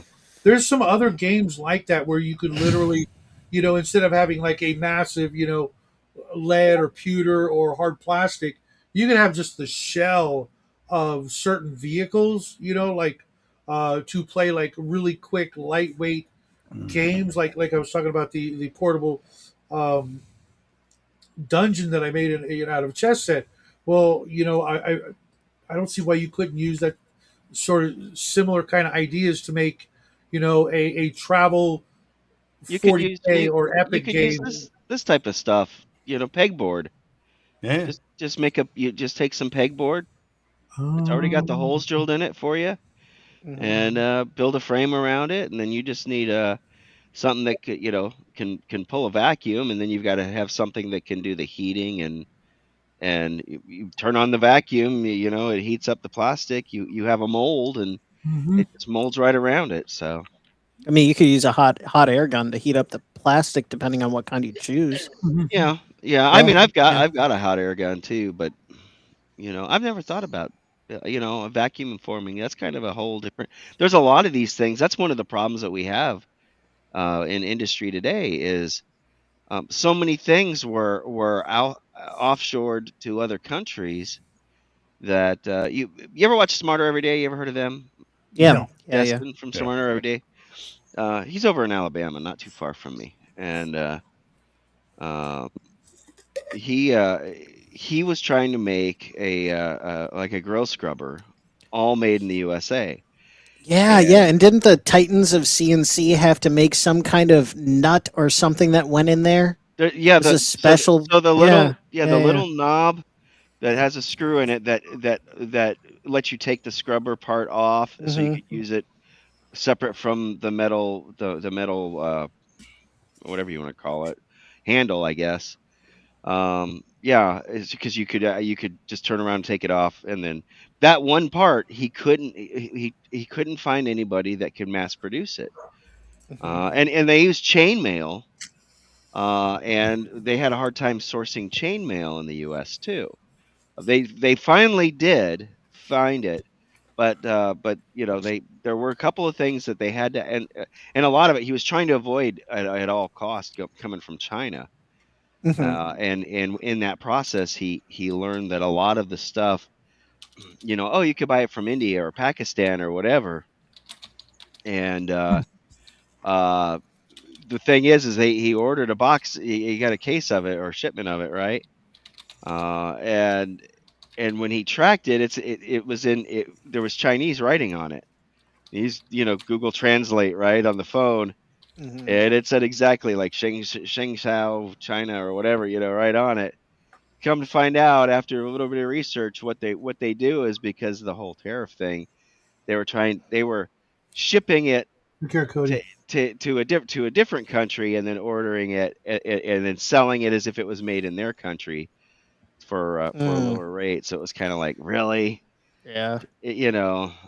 trying to cheat the system any way they can. Thanks for stopping by, Cody. I That's didn't get weird. a chance to ask him before he left, but can you let's see here. Can you guys just shout out your channel so I can follow you though? Dumber by the Yeah. day. Okay.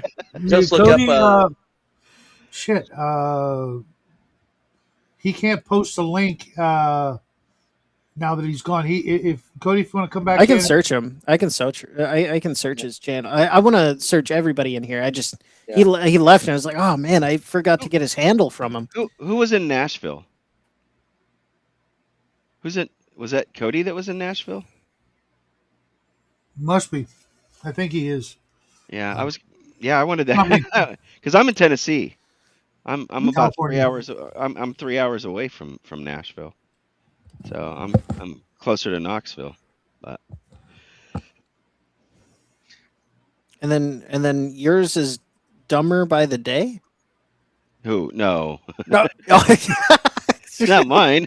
oh, that's what they're saying in chat. Ah. Yes. No, I was talking about smarter every day, and they said and then there's Yeah, right. as opposed to to this dumber by the day, which we've seen a lot of that lately. Mhm. Yeah, No, Cal's a hardcore Canadian prepper, so he's talking about certain things like that. Right. Yeah. Well, my channel is Tennessee Tabletop Tavern. Okay. And mine is the Ultra American TTRPGer. Gotcha. You should be able to drop a YouTube link in the channel. You can't, Sometimes it works, sometimes it doesn't. No, what you can do is you can post it in the private chat, and then I can post it here for everybody else. Did that show There you up? go. Yeah, it did. I don't know how that showed up. I've got yours. So, and the YouTube will American. allow their links to their stuff, but they'll block anything else unless you're a mod. I see. So they basically whitelisted their own stuff. You said yours was the All American Gamer? The Ultra American TTRPG. Ultra. Okay. Gotcha. Here. I know I follow you. I don't follow you. Yeah. I should. Yeah, everybody should follow everybody. Just spread yeah, the word. I'm this close to 100 subs. Hey, there you go. I'm over 100 subs. I'm currently trying to see if I can get my X to 1,500 followers. It keeps going to like 1490, 1491, and then dropping back to like 1489 for like the last couple of weeks. Here's your channel. Did that work? Yep. Yep. There you go. There's Ultra.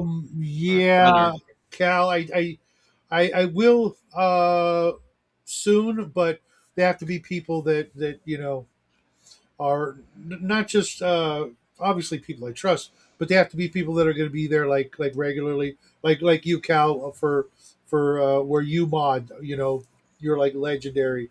They know they can count on you being there for that. And my shows are my actual live shows are pretty rare these days, which is something I was talking about at the beginning because they like tonight was great because we didn't talk about anything but games or things related, not the other crap that I'm tired of talking about or hearing about. Because we didn't talk about anything tonight that would like upset anybody, except maybe the Chinese. Speaking of mod stuff, I threw my I have a cheat sheet because I'm a mod for Sci-Fi for me. Actually, I have editor status now too there, so I can stream to that. But yeah, go subscribe to Death Angels. No worries, Cal. So you didn't see? I got my my Savage Sword in. I now have 3 different versions of this rule book. Yeah, that all came out within the last year because I'm a playtester and I'm writing for them and stuff. Hold up the side of the book. I want to see. I want to see how thick it is. See, I want the rule book. I don't want the setting guide. Beefy puppy. That is beefy. Hey, this is the trimmed down version. Really? Yes. Hold on. Wow. I got Miguel to make this is supposed to be like the player's edition, but what it is it's the rules edition without the lore. Okay, here's the new one. Here's the original. Mind you, this original hardcover is the hardcover. Oh my. Yeah. And you said it was slimmed down. Yes. This one is like 3. I mean, like, hold on, I'll tell you. The original weigh is it? over You 600. slim that down like the last time I attempted a diet, buddy. What Good they do? lord. They take 80 pages out or something out of 500. No, they took it's 400 instead of 600. Oh, okay. So And I'm like, there's so much. I was off by a uh, factor of There's 2. so much. Cal, Ugh. please don't. Yeah, this one has like everything: the world, the monsters, everything you need, right? But then my playtest group helped them come up with some stuff that needed to be added. And while we're talking, I'm like, well, it would be much better if the players could just buy a player's handbook that didn't have the monsters, didn't have the lore, just had the rules. Well, he did the rules, but these rules also include naval battles, mass combat, but it's also got the monsters in it, which Cal himself would Okay. say. Maybe they need a quick start. It's too young for these tomes. If they did a quick start, maybe they could get it down to an inch. Right. Get it down to 200 pages, 250. Um, I mean, if it's all there, I can see how there's a reason to have such a large book. If you're like, Yeah. but if that was like, hey, this is your intro to the game, new player. Here's all this, just enjoy. here's volume like, F of the Encyclopedia Britannica. Just memorize volume F. right. Yeah. Right. Yeah, I would have a hard time with that. But if that's everything the game has to offer, that's great. I am happy it's that thick. Like throw a brick at my head, a cinder block. Go ahead. That's The players should Love not it. have access to the monsters. fair enough. Yes. And Yeah, they don't yeah. need. There's a lot of random tables in this book. There's a lot of like tables of names and stuff. That's value added stuff. That's good. That's good. I like I it. mean, I'm there. the rule book should have the monsters, though. There's no No. reason if it's But- the but- rules. The rules need the monsters. Right, but my thing is the monsters should be in the world book, and the players just need to know how to make a character and shouldn't be able to peruse what monsters are in there because then that ruins the fun. But I don't want the they're gonna setting. I read want it. the rules. I don't need a massive setting when I would just rather run my own. So I would need the monsters to run for my own setting instead of having a bunch of extra stuff. But it's there if you want it. That's the whole point, Then right? buy That's the why it's hardcover 400 one, get pages everything. of stuff. Yeah, you need the 600 page one because you're gonna run. I don't want the No, 600 page because I don't want their 400-page setting. one. I want to make my own setting. Well, their setting is the antediluvian Conan Earth without Conan's name on it.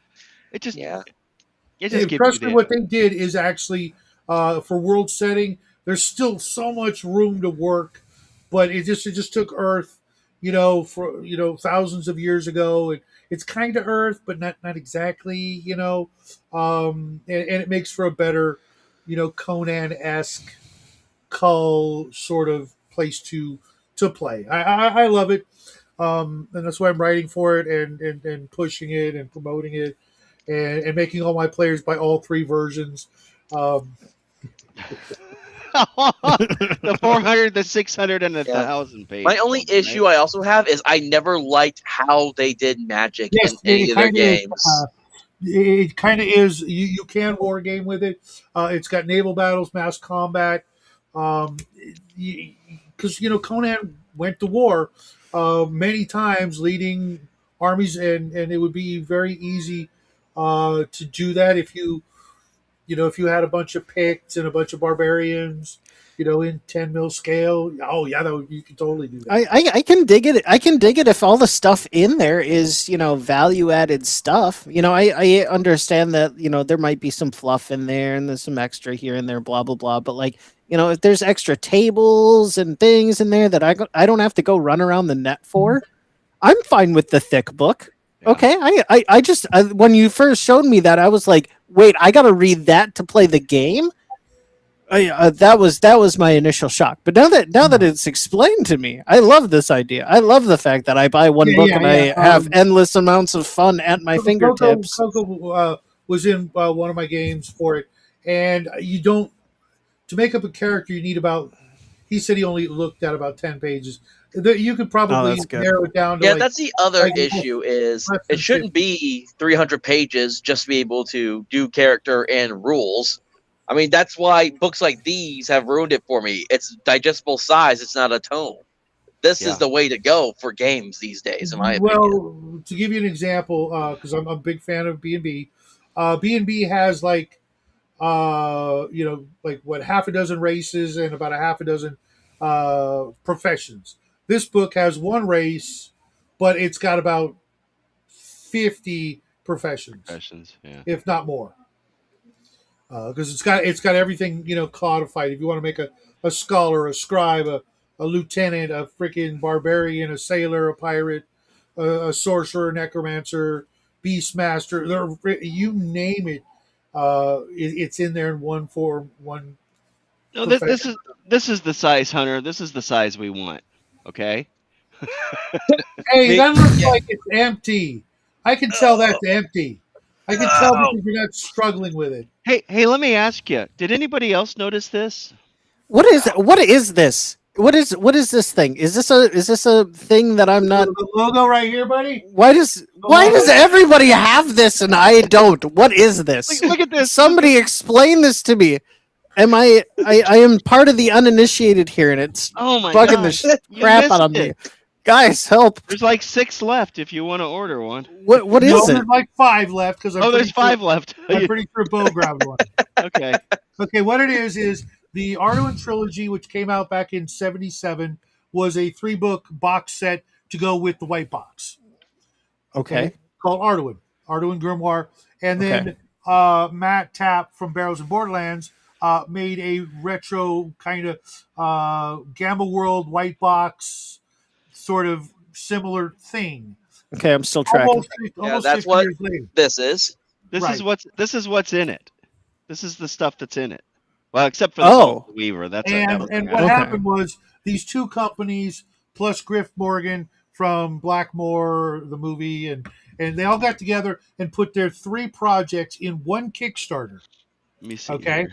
Oh. That was an add-on. Okay, so it's 2 box sets in a book, basically. Yeah. The Lost And, Dungeons of Koningsborg, Barrels and Borderlands, and Arduin Grimoire. All these cards as well that I had to cut out. They Well- won't fall fit the box, so I got them all in the little baggie here. Well, not what kidding, happened Mike. was the guy I'm not kidding, Mike. who organized the Kickstarter, a guy named George, good friend of mine, he found these acrylic plastic boxes to put the box in that holds the 2 box sets inside a plastic box as part of the Kickstarter. The clear plastic box alone book at like $50 if you could find them, with a 4 magnetic. It's got 4 magnets and 4 magnets to hold the clear acrylic plastic lid on top.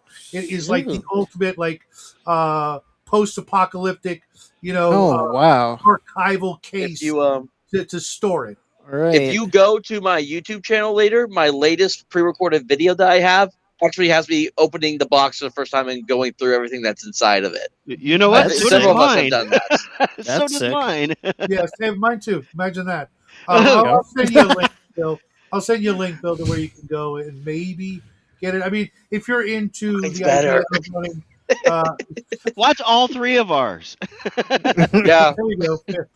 If you're interested in that kind of thing and you've got, a couple $100 you don't know what to do with, then you're We're- set. I already spent it all on plastic crack. That's Do why you, I do you happen to never know got if there's a 40K. landscaper in your area that's hiring? Is there somebody I can get a ride in a nondescript whoa, F whoa, one fifty where you- behind where you at? behind Home Depot Where Hold that I on, can hold on. jump in the bed a couple hours? Hold on a second. I have to check your man card there, Cal. You didn't get the plastic case? What? What? How that was like my favorite thing, because I already have everything. Yeah, Well, that's inside what it. I was. I'm like, I was gonna ask about. I know it's so dorky, so geeky and nerdy, but no one's ever done anything like that. Did you I mean, notice this- that? Yes, the printed logo on the plastic box. So even if you tried to use it for something else, it's Yeah, but it's- still got the printed logo on the box. Yeah. But I saw See- that. It's like, but it's on the inside, or it's on the other side. It's backwards. See, it's No, that's because I turned it the right way, so it should be on Yeah, the mine's front good. of the cover. Yeah, mine's That's where fine. it should How did be. you turn it around? That's how it came. What do you mean turn it around? It's literally you're messing with me now. No, dude. Yeah, but it's only on one side. It's not on both sides. It's on. Maybe you got a misprint, and you've Wait, got like the super rare version. See, what do you mean? I mean, see, I'm confused. It's on the inside. Look, watch. Okay. See, it's not on this side. It's on the back side. How do you know which side's the front, which side's the back? I assume the front would be the one that had the logo on it. Well, here. You want me to put I it? don't know what you're saying. It doesn't make any sense. Look, This is Yeah. one of those how many This is- guys does it take to screw in a light bulb equations over here. The front side is clearly the one with the logo on it. That's the front okay, of the case. that's the front. That's what I'm saying. Yes. Yeah, but no, it's your camera that's backwards. No, Oh, it's the no, it's camera. not. No, it's Hold not. on. I think my camera is backwards. Let me. My Oh, I'm camera is dying not over here. backwards. Can you I'm read dying. this? You can literally hear the Looney Tunes music.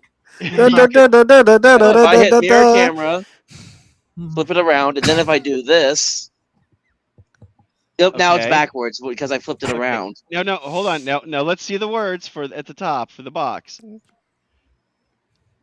Now, nope. Yours is not backwards. Mine is Okay, backwards. so it looks backwards on my end. So I guess I get flipped it around on your guys' end when I did that.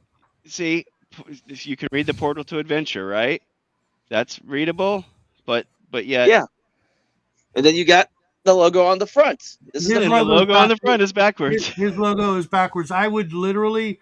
I'm literally looking at it, and it's not backwards. It is literally not backwards. So it's something to do with the camera. I'm sure of it. No, it's his. I just saw it. Mine is backwards. His is backwards. They screwed up. Somebody in China needs to. Some heads are going to roll. I suppose I could message George. That is so weird. And say, hey, So- I got a backwards case. It's cute. If they got any more. Clearly, the guy who assembled it couldn't read English. Or logos for that matter. Man, I need to So just. my case is I, right. His I case should is message messed him up. about it. I need to start a business just designing cases for old RPG books out of acrylic. I feel like I have the equipment to do that right now, and I could do that if like this is how giddy you guys get on cases. This is great! Holy crap!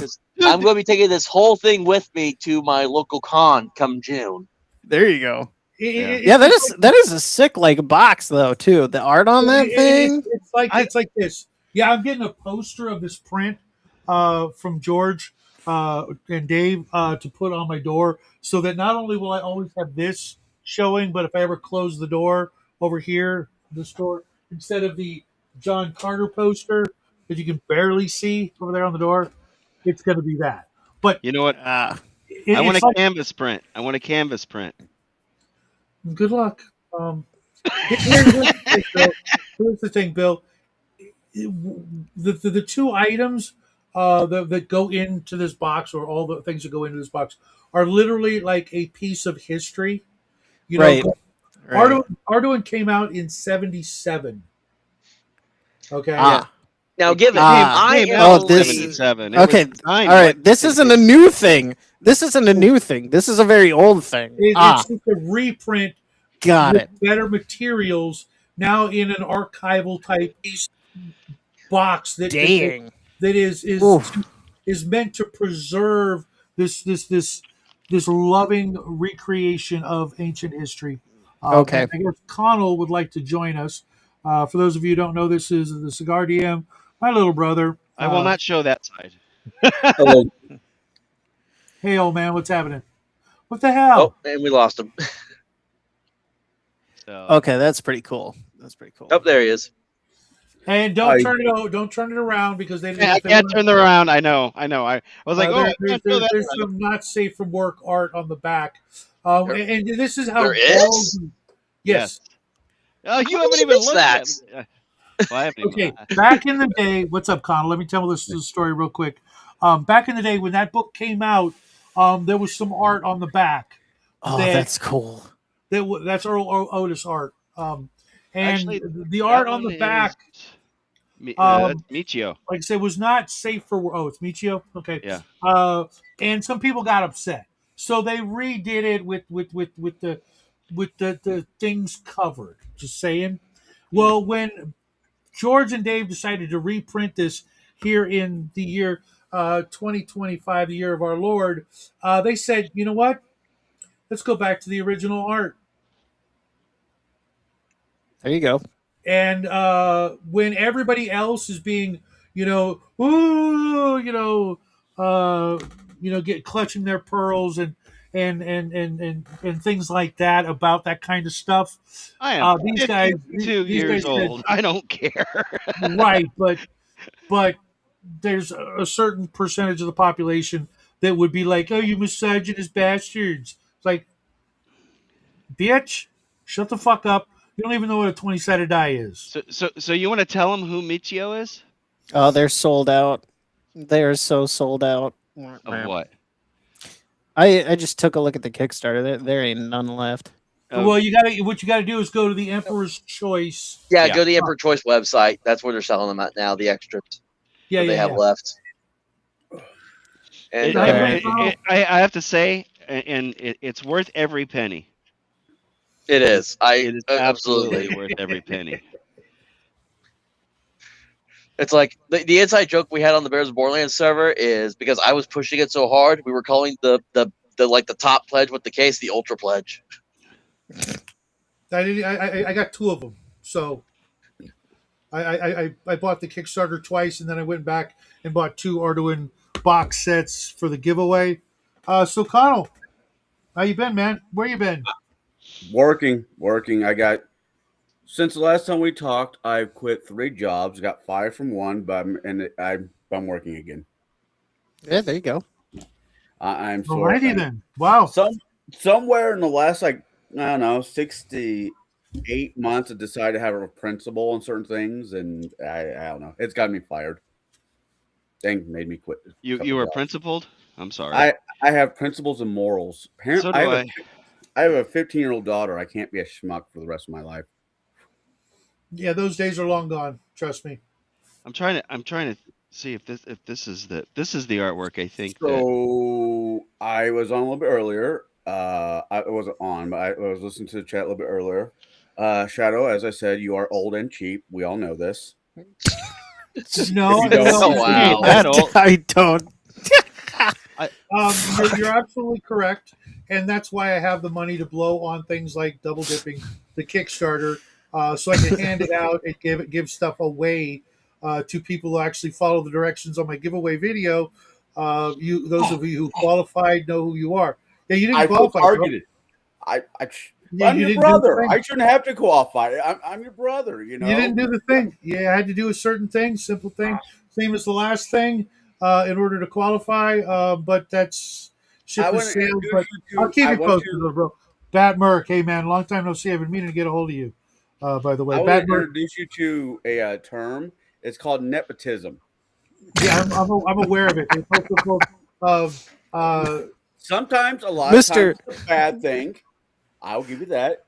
But when it comes to me, nepotism is a good thing. Mr. Morals over here showing up talking about nepotism. right. Yeah, it's kind of funny. So that's the Errol Otis art. Yeah, There you go. So there's two versions of nice Cal. the grimoire. There's the one with the pretty art on the back that I can't show. See, and then there's You can. Very I cool. mean, it's not the worst thing that's ever been shown on one of Shadow's streams. yeah. So for those of what edition is this thing?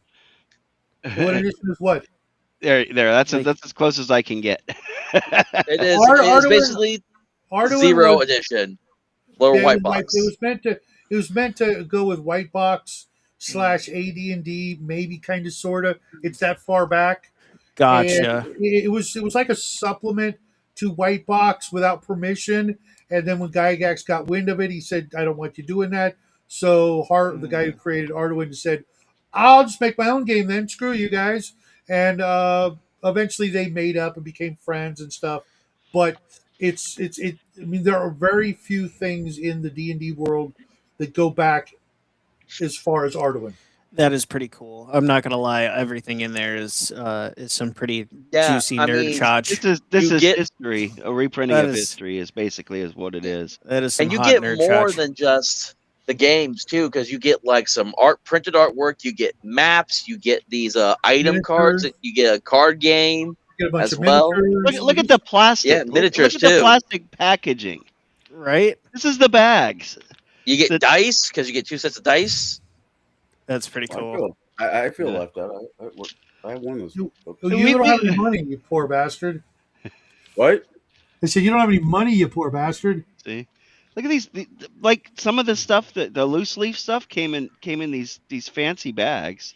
If Those are anybody things. wants the miniatures painted that's in here right now, I'm just saying you can send them to me. I won't charge you anything, but I will paint up You some. might not get them back. I was about to Yeah, say, yeah. will I You'll get them get it. back? You'll get them back. I painted I a know. grenadier red dragon for Sylvie over on his channel, and for Bill? if yeah, if I am fine with sending him back, but I will paint them. I'll make the content off of it. You can have them back, but if you've got the minis for it, you can send them my way. I'll paint them. Well, since So I got hardly Shadow- ever use minis usually. That's my thing. So you guys were talking about minis earlier. I have played exactly. I've been gaming since '85. So I could win a case? I don't know, Cal. We'll see.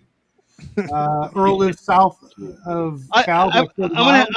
I'm gonna have to text. It's too late probably tonight to text him, but I'll message him. James. Holy shit, you Australian bastard. I haven't seen you for a minute. Gaming dice. Is that right, James? Yeah, James L. Yeah. Holy Can you shit. guys hold on? Connell, I'm trusting you to hold down the fort. I'll be right back. Oh, we're all screwed Oh, then. oh. Yeet. There goes the neighborhood. Yep. Yeah, Hey, it's interesting. hey. I had never heard of Arduin ever until I started playing Barrows in Borderlands, and Matthew Tapp, the creator of it, started talking about like nonstop, and I'm like, "What is this Arduin you keep mentioning?" Yeah. I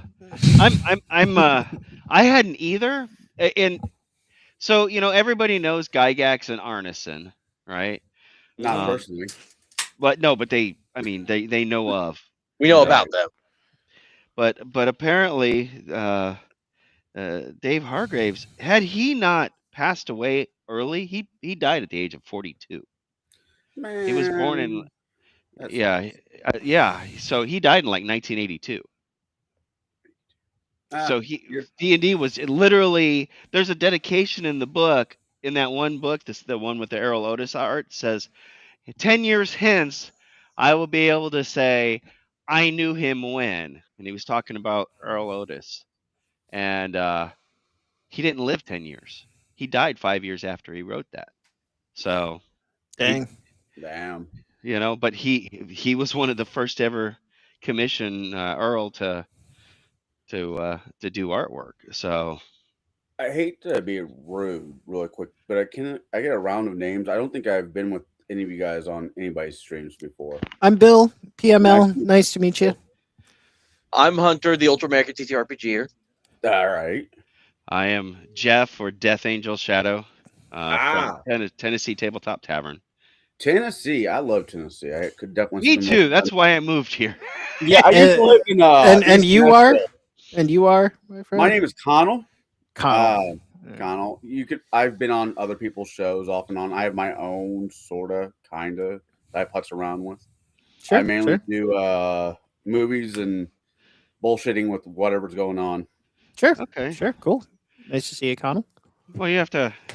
Also- What genre stuff? Movie wise, Yeah, movie, TV. What all do you? really Pop whatever culture grabs my particular interest at that juncture right now. I'm doing Bosch. I'm watching Bosch on Prime. It's a cop one, but it has Titus Weller on it, he was on Deadwood and a few other shows. I'm just enjoying it for Good enjoying it night, because OGG. but when it comes to genres, like I said, anything that just really grabs my attention. 2 weeks ago in theaters, I recommend everybody support your local theater. They are a dying breed, and by God, they are amazing places sometimes. Yeah, I have to Uh, drive about a half an hour to get to one. I went to go see the showing of all three of them: the Fellowship, Two Towers, and Return of the King, uh, from Peter Jackson's run of The it. extend were they the There you go. extended Oh yeah, it was like nine. If I nine added up, hours, 9 or 10 hours long? well, not all at once, but if I put them all together, yeah, I mean, it was fun. Did they? Because they didn't they do a marathon that's like started in like the morning and ended like later on in the evening? I'm sure some theaters did. My local one, I mean, you could make it a marathon if you really wanted to, but bring a pin because you're not going anywhere for a while. I've tried to watch them all back to back, and I usually fall asleep during the Two Towers. Yeah, it's like 5 hour, 4.5 hours in or so, and you're like, oh crap! And then the movie's like, okay, the credits are rolling, and you're like, shoot!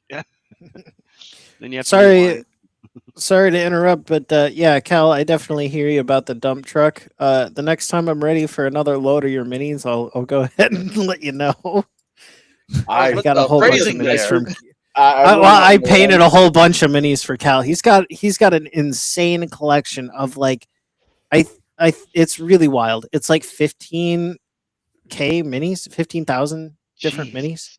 It's insane. Wow! He's got well, I Wow! don't think it's 1,500. It's over 1,500, I think. See, Uh, I started. it's I very didn't high get. though. I didn't get into TTRPGs myself until 2019 when the pandemic was at its peak. So I started playing online, mostly Theater of the Mind. So I never saw the need for maps or minis at Hmm. I all. I'm with you. I've been gaming since like I was going there since '85. I've Like Wow. played one game with minis in since then, and that was in November of last year, so a few months I, ago. I First only time I've had ever a played with map minis. made. I only had a map made one time, and I was running a game at a local convention Holy shit! where I basically did a recreation of Dawn of the Dead He's with got this Nice. zombie 16. apocalypse game. He's got 16,000 minis. Oh, this will That Where break did you you guys. put them all? He's What? And this he's might got break you specially guys. built shelves. he's got Right. a lot of them. This might break you guys' heart.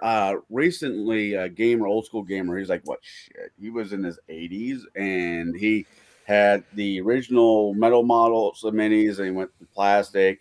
Then, there for like last year and a half, he's had people 3D print minis for him. I mean, he loved his minis. He's been gaming in one structure or the other since the very fucking beginning and maybe before Cowboys and Indians, shit like that, whatever.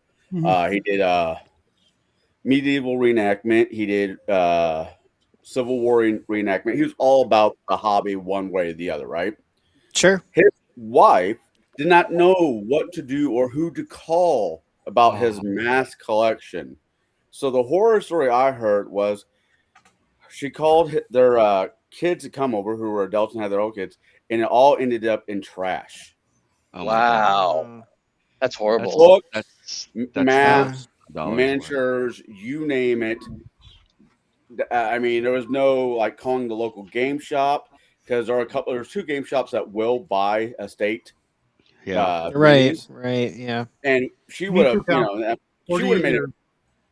I don't know how much she would have Wait, made, but I'm pretty sure it would have been even on second market a pretty fucking penny. There's a 40 shop here in uh Minneapolis that's a kind of, it's outside of our kind of sphere of gaming, but they do have a lot of terrain for gaming, but they're mainly like for model trains. But they sell like terrain kits for gaming because they also do the display board stuff for like the train Oh, that's guys that awesome. have the layouts and stuff. But yeah. some people walk in there and they're like, I need a castle or something, and they've got old out of print stuff. They do that stuff as well. And some of the train cars that I've seen in there that have been hand built by people.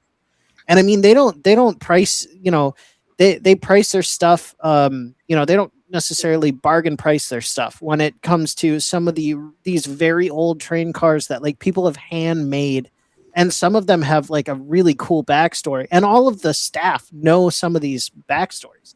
And I went in there and I was like, why is this train car $1,000? And it was because the train car, this particular model, was never made by anybody other than a guy on like sitting at a desk with a miniature lathe that he had access to at his work.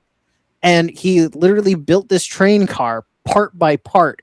And it was because he had to keep moving this car in a railroad pen. And it got so annoying to him that he decided to add it to his own collection as like part of his hobby.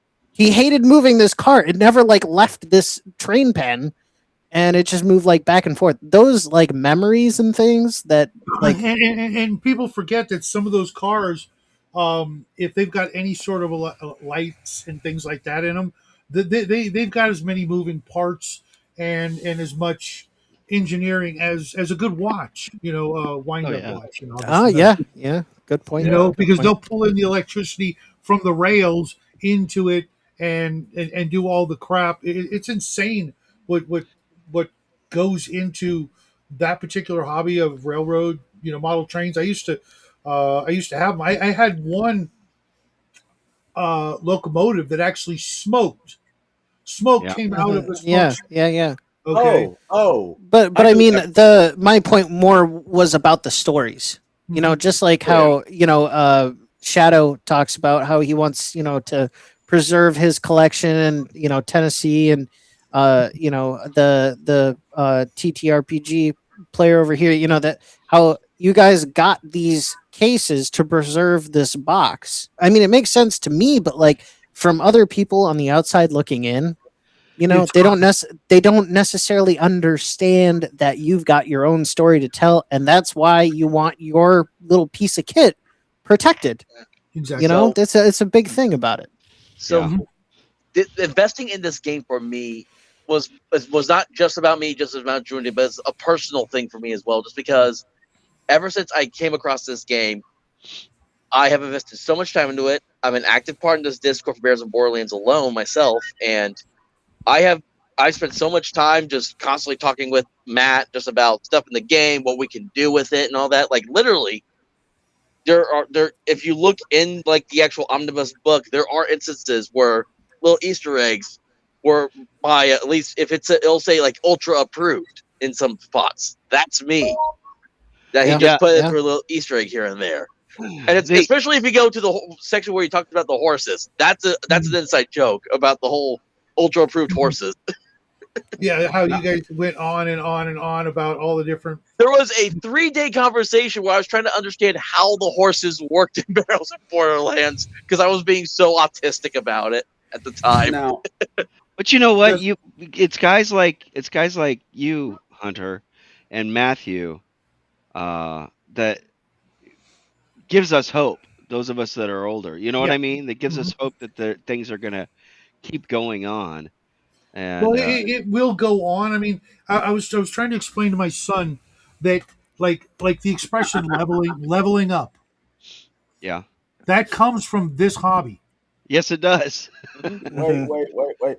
You were trying to explain something to my wonderful, highly intelligent, highly opinionated nephew. Yes. And he let you get a word in. Yes. Okay. There are, this will be Christmas because that's your one gift for the year. Right. I think I would like your nephew a lot from the sound of it. Well, it's Shadow's you haven't met my son. son, Hunter? I don't think I've met your son yet. No. Okay. We'll fix that. I think Bill, you've met Jackie, right? No, I haven't. Okay. Well, we'll fix that. I'd love to no, meet I haven't Jackie. either. He was in Mexico. Okay. Yeah, he is one of the smartest people you'll ever meet for his age. He's just crazy. I get that one too. See, just because I've only used minis in a game once doesn't mean I don't have some. I got mine right here. Hey, twinsies. The problem I have with that miniature is it's top heavy, and it'll Yes, it's start already hitting. leaning. He's going for a friggin' slide into home base. Yes. Yeah. Well, no, Because It'll he's go. so heavy, and it's all resting on these two little ankles that are just tiny. You know, I have to hang him upside down so he straightens out every now and again. He's got the dimension link. that's Because he exactly what he you have to falls do. over. He falls over. Yeah, He just he's keeps got the leaning to Wizards, the dimension right link. or to the Wiz left. Kids makes shit miniatures. Just telling you guys, just putting it Well, out there. I They here. are. Yeah, And a he's little bit. broken his arm. I had to glue his arm back Okay, on what 3 was it? times. Wow, I've never thought I'd live long enough where I could say, 20 years ago, because that was just me being reckless as a kid. Never thought I'd live past 35 or 25, to be honest. But when I was 19 years old, I bought the colossal red dragon that WizKid pumped out. The gargantuan black dragon, the set. You guys know what dragons I'm talking Yeah, I think about. I have them. Yeah. Those were my first minis outside of this little mini I used. See, I got into the hobby later than some. A lot of you guys, not maybe this panel, but got started gaming when you guys were kids. I know Shadow was, probably an adult. After he saw Jesus, he decided, whatever. Anyways. I was 12. You fuck. Oh, you were 12 when Jesus was crucified. That makes sense. I made a purple I dragon. just got that. When your I'm 12 telling you- Jesus was crucified. This was one of the first dragons I ever painted. In fact, I think this is the first. That's dragon I ever absolutely painted. it's absolutely gorgeous. There you go. So He's Uh, colorblind. here, yes, I do. Yeah, I'm colorblind. Oh, The Yeah, only color I see is red. it's purple. But Was he it let's he be originally? back doesn't here a while. understand purple. do what? Purple. He might as well have said it's polka dotted. He doesn't do Oh purple. yeah, well yeah, but other people might want to see it. I mean, look, you see, yeah. It's pretty cool. I That mean, looks like a silver dragon. This is the first map I ever had made for a game. It's Oh, basically wow. just a Nice. one-story mall. There you go. Again, I was doing like a Dawn of the Dead one shot. So like I was saying, my middle brother, Chris, was out taking courses at the local community college, and I'm sitting there playing with my thumbs, looking at all the hot college girls, thinking maybe, possibly, no. Yeah, they're gonna be into. And a couple guys like, you want to play Dungeons and Dragons? I'm like, what the fuck is Dungeons and Dragons? You get to pretend to be something else and roll dice. I'm like, I got 4 hours to kill. Why not? Since then, I invested into the hobby. There for a short period of time, and still, I technically am a professional DM. I get paid to play, make pretend. So There you go. I don't have time to do that. I wish. See, I'm Well- like the outlier of this whole entire OSR side of the hobby because I started with Power of the Apocalypse in my late 20s, and then I just decided I wanted to expand and see what else was out there, and now here I am doing old school white box gaming more than anything else now. you know what? When it comes to this hobby, I've had a few people argue with me. I love DMing for kids. I get less of a headache from DMing for kids than I do for an adult. Kids are the best, man. Kids are the best. I try every now at least a couple times a month. I try to do a little session, a little TTRPG session with my son because I'm trying to get him into it now as well. And he's my only daughter 7. That's part of my New Year's resolution, and I want to challenge everybody out there who can do so. I know James L is doing that. He started it out for me in the land of make believe where he lives. He's dungeon mastering for children as well. The only way the hobby is going to I'm not going to say grow and continue, but Proliferate. the only way it's going to have any integrity and Yeah. not be, dungeon mastered by AIs and by dimwits and people with agendas is for people like us. What, you calling me a dimwit? No, I'm Oh. telling you to get a box of Q-tips. If the boot And- fits. Is by people like us going out there and I'm going to say this: teach them how to do it right. Well, I Okay. just got I got the chance over the last year. My niece approached me a couple years prior. I didn't have the time. I was in the middle of a kind of a pivotal point in my life. I didn't have the time when she asked, but I made the time a little later on, which was about 2 years later. But she asked me. We were at a family vacation. She was like, "I've heard about this thing called D&D, and I kind of was interested in it, and I know that you've played it before. Like, do could you do something for me?" And I was like, "Yeah, sure, I'll get you into it." I'll hook you up. 2 years later, I I really didn't want to start her off on D&D particularly, just because I wanted her to have the world is your oyster experience. Go wherever you want to go. Be free, little butterfly. So I started her on a system called Karen, which was super open ended. She brought a couple of friends around. I think it was three of them, and we played through a pretty simple campaign in Karen, but they absolutely loved it. She's ended up starting her own D&D after school club at her high school. They were so big. They have like close to 50 members now, and they marched in a local parade. Like Wow. and this was something they organized themselves, right? And I mean, like I had them. They went through a game in another system with a friend of the YouTube channel. I had them go through that, so they got the taste of another style of DM thing.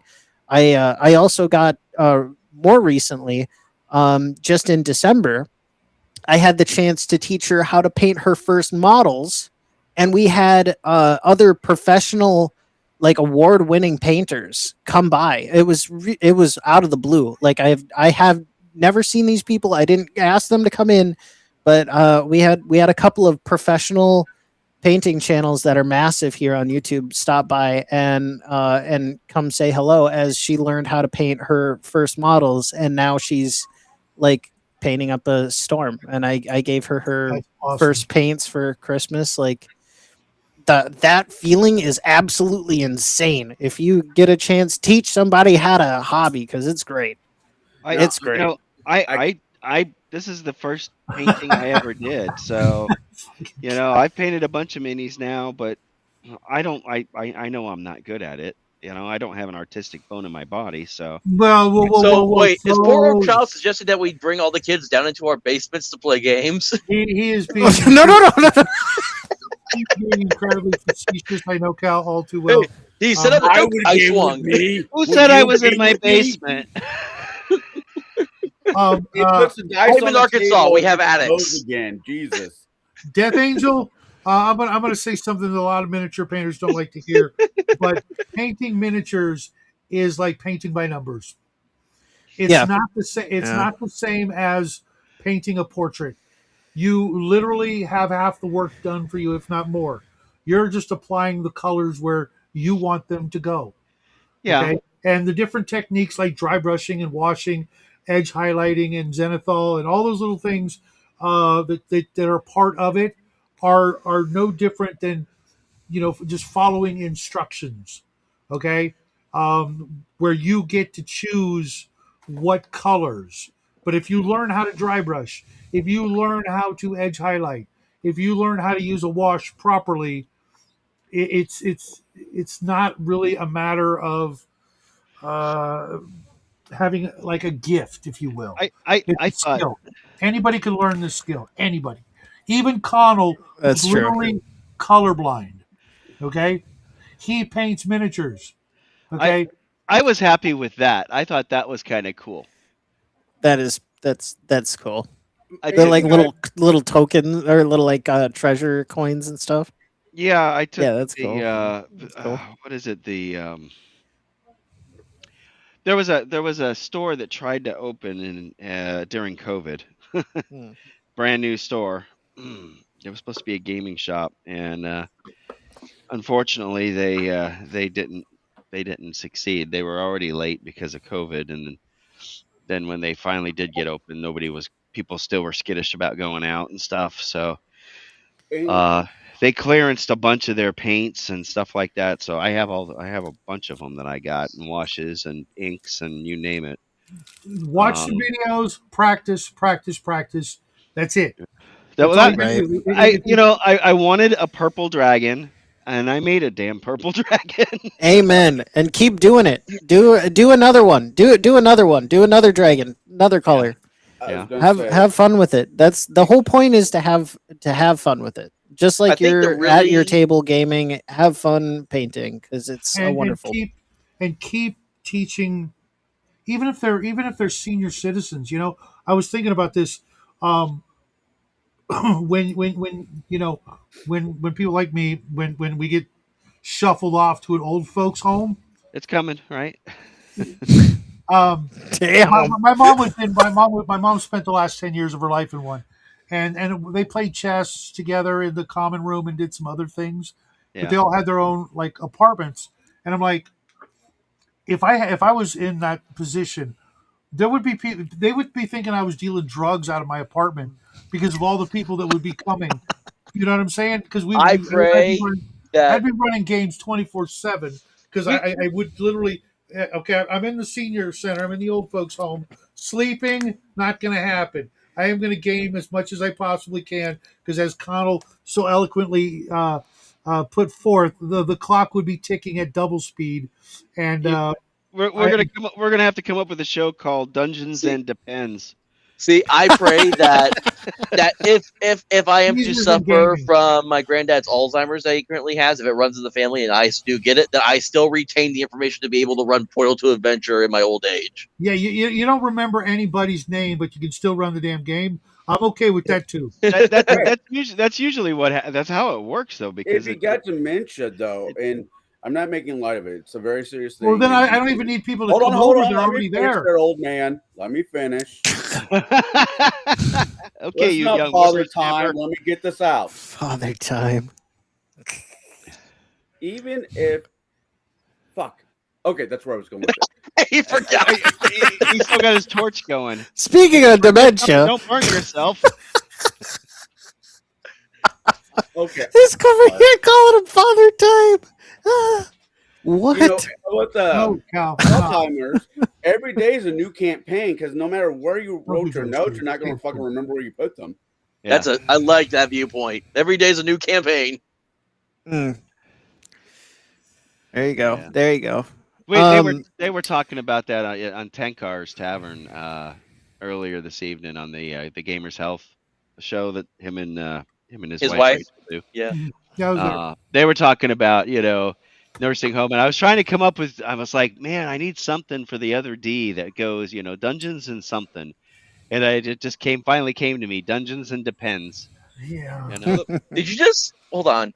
I'm trying to make sure I heard that. Did you just say the other D? For Depends? Dungeons instead of Dungeons and Dragons, Dungeons and Depends. I Like- ran Oh into- God. Like the adult heard diaper a few brand. clubs out there called Dungeons and Dicks, but I try to stay out of them. Shadow might know where those places are. With Shadow's Yes. production. I a lot of folks give Shadow a good hammering here and there, but I will say this much. Wow. Phrasing. I'm sure they do. Oh God! I just made an unintentional. Yes, you did. Oh. P, ladies and gentlemen, the letter P is for pegging. I was just about to say you put on a really nice show for folks, and like we get to. I've met so many great creators through here, and I get to hear about so many more. I Welcome was about to Shadow get After all Dark. like mushy and like complimenty here, and then I just realized I shot myself in the foot halfway through. So there's my segment. Thank you for your That's time. what You should be completely fair. Yeah. 99% of Nice to have you on Shadow's, the show, Bill. Thanks. 99% Sorry. of Shadow's shows are very Clearing family centers, friendly. right? Then he lets the anti Mr. Rogers on the show. Clearing centers. And it just goes the way it goes. Why do people trust me around little children to teach them how to play Dungeons and Dragons, whatever? I don't know. I don't talk like this around little kids. Let's get that out really quick. Did he just say what I think he said? That's what I thought. And I thought my comment about taking kids to our dungeon, to our basements, was bad. We need to figure out a new like name for this segment of the show. It's got to be something similar to like Whose Line Is It Anyways? But Shadow After you know, Dark. Shadow After Dark. Shadow He's After done those- Dark. He's done those shows before. How do you see your shadow when it's dark? You It's don't. almost- it's Welcome almost to Shadow midnight After here. Dark. That's why he has to. Yeah, I think make sure he- CPS is coming to everybody's house after this. It's not quite 2 minutes to midnight yet, Make but it's you a getting mod, close. he'll take care of Bill. It's horrible Oh, because thank now you, I'm Cal. picturing- You got my back. I know you do. I'm picturing that stupid YouTube video for that the gay choir put that they were like, "We're coming for your children." Oh Lord. Welcome to We're Shadow going to After make Dark. them roll the dice. You guys are going to give me a good reputation or something. It's like, you rolled a nat one, save or die. Whose child is it, anyways? Wow. Dang. It's like way back when they I used to have like they used to in that comment. it's like way back when they used to like start the news broadcast where it's like it's 10:56. Do you know where your children are? It's Shadow's Roll baby. the It's 9 saber o'clock. Do you know where paternity your test. children are? I don't even know who Yeah. my child is. Oh my god. Oh, That explains a lot. He's God. listening to Shadow After Dark. Shadwell. It's not Shadow Dark, it's Shadow After Dark. Right. Yeah. Yeah. It's like, this ain't your normal Shadow Dark. No, I mean, to fluff his ego a little bit, I will say Shadow does amazing shows when he pre-records them and he doesn't let anybody else on. That's true. See, I do good the shows when my pre-records are hotspot great likes to too. work. Yeah. I I enjoy am not watching. catching that comment there, Cal.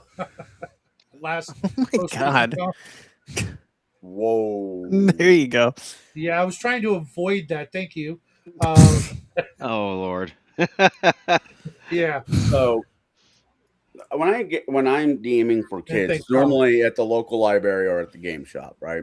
You Yeah. do it at the library? Oh yeah. They meet there? Do they know Yeah. what a library is still?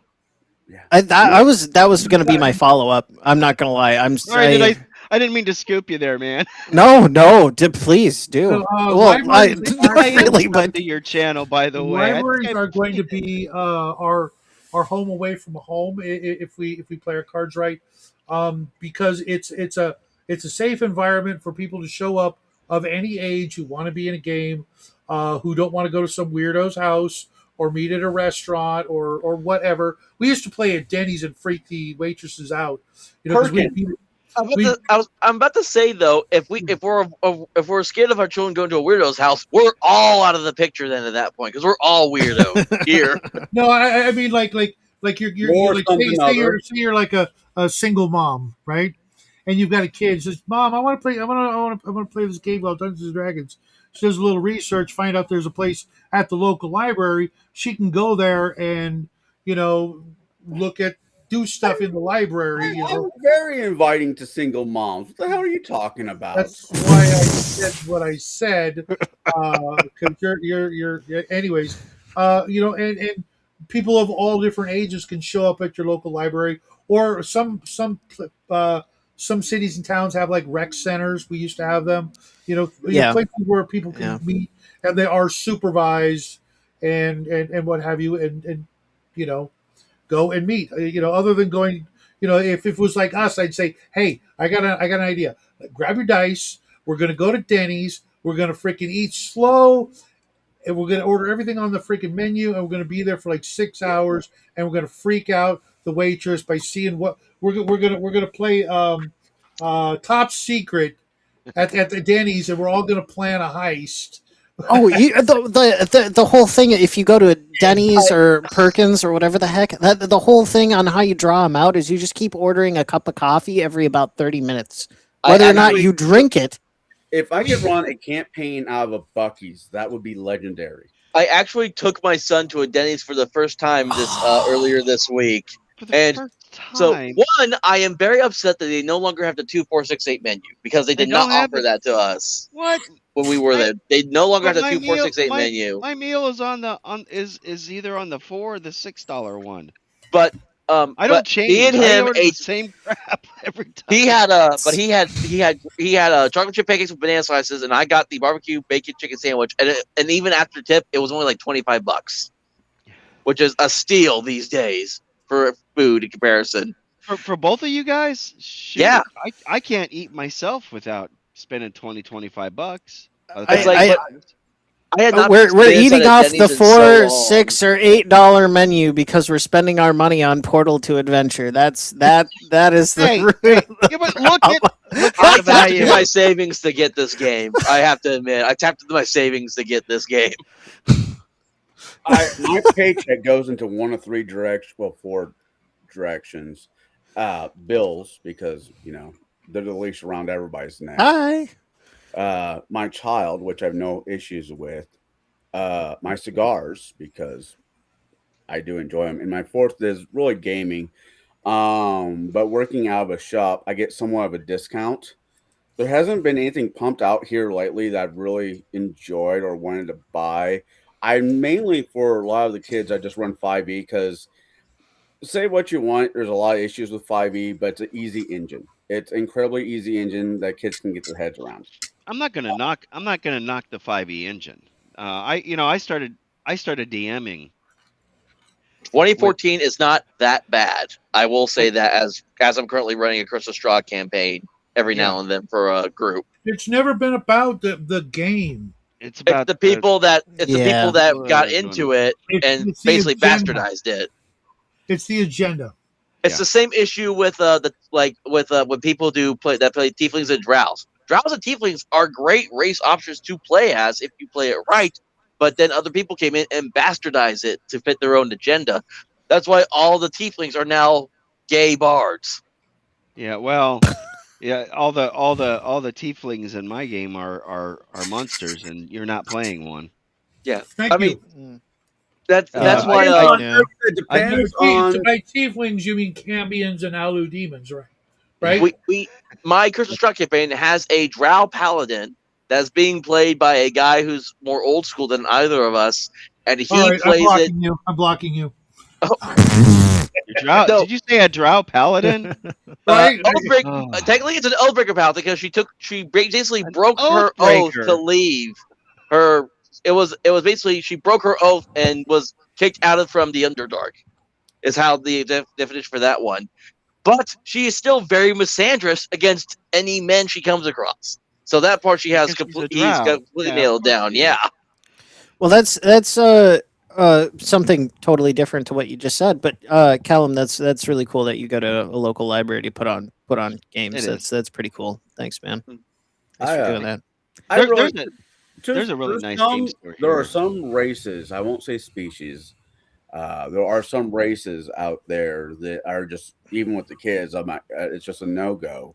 If they have to be, I will more likely say yes to it if it's theme related. As of right now, I'm running a before Harry Potter style Dungeons & Dragons game for the kids. That's what they want. No problem with it. But it's not. They're not playing that generation. None of the people NPCs are Dumbledore or any of the main characters. It's way before them, and they're having a great time. Hell, a couple years ago, Shauner was giving me a little bit of shit about this. Well, Shauner gave me a lot of shit about a lot of things, but Shauner gave everybody a lot of shit. Yeah, Yeah. I was I love running. Shauner. Yeah, I was running a Pathfinder. May he rest in game. peace. Yeah. I was running a Pathfinder game. Basically, Oh, I'm sorry. I love Pathfinder. I love Pathfinder. It's all right though. It is. 3.75. Hey, Not it's better than- Pathfinder. It's better than Pathfinder, I call it. Not Mathfinder. Anyway. Yeah. I was Sorry, running let a him finish his campaign for what 5? Yeah, no, yeah, 5 women, and I was basically recreating. Was it that TV show Xena? The Warrior Princess. Yeah, and There they had you go. no fucking Okay. idea. Okay. Yeah. So With that being said, I use a lot of Greek and Roman time creatures and whatnot. One of the women's is like, "Can I play a centaur?" I'm like, "Sure, why not?" Now, if I'm playing a fucking Curse of Straw game and somebody wants to be a tiefling that wants to break away from what they started and become something better, I'm not going to say no. Or a damp here or whatever. It's about the story. You can't lock people down and say by saying no if they have a good enough reason. Say, well, he or she might start off this way, but they want to change. They don't want to be still attached to this chain. They want to break away. Yeah. But So- a tiefling is a demon. Yeah. Half demon, half. They're still a human or an elf or whatever half to. It's not you're not just one thing. But they're not good. You could be chaotic neutral, and I'd be fine with that. Well, good is a very subjective term. Oh yeah. Yeah. Yeah. It didn't used to be. It used to be, yeah. Right. Yeah. Yeah. And a vampire, even a half vampire, is a vampire. My issue, Connell, would be, let's talk with your parents and see if they got a problem with it. Let's see. Half vampire. So somebody basically wants to play Blade, right? They wanted to be Blade. You know, there's this. I got Dompier Rogue in my Crystal Straw game currently. I I feel know. like if God. you ask any kid that question, like if they're coming to you with a character or something, if you ask any kid that question that Shadow just asked, and they have to think about it, they already know the answer in their head. Like Yeah. it's a dead giveaway at that point. So I had always been flexible. I had always been okay. That's cool. You can play monsters. Like I have them. Thanks, Doc. Yeah, the bottom line is they're kids. Right. As Radioactive Boogaloo, the supplement for Bears of Borderlands, has 2 different demon-blooded race options you can play as. Sure. Yeah, and I'm not gonna knock that. What I've come to the conclusion is though, in any games that I'm running, I want to avoid. I came up with a rule: no furries, no flyers, no freaks. So no flyers? tabaxis. Whoa. No flyers? No Aarakocras? Nobody, no creature that's got wings. You got to earn it. You got to be a spellcaster and earn it if you're gonna fly. So Yeah. no old school half Aren't dragon. aren't you giddy at the double-edged sword that having wings is? You Well, know, yes, it makes you a good target in the sky. not just on the sky.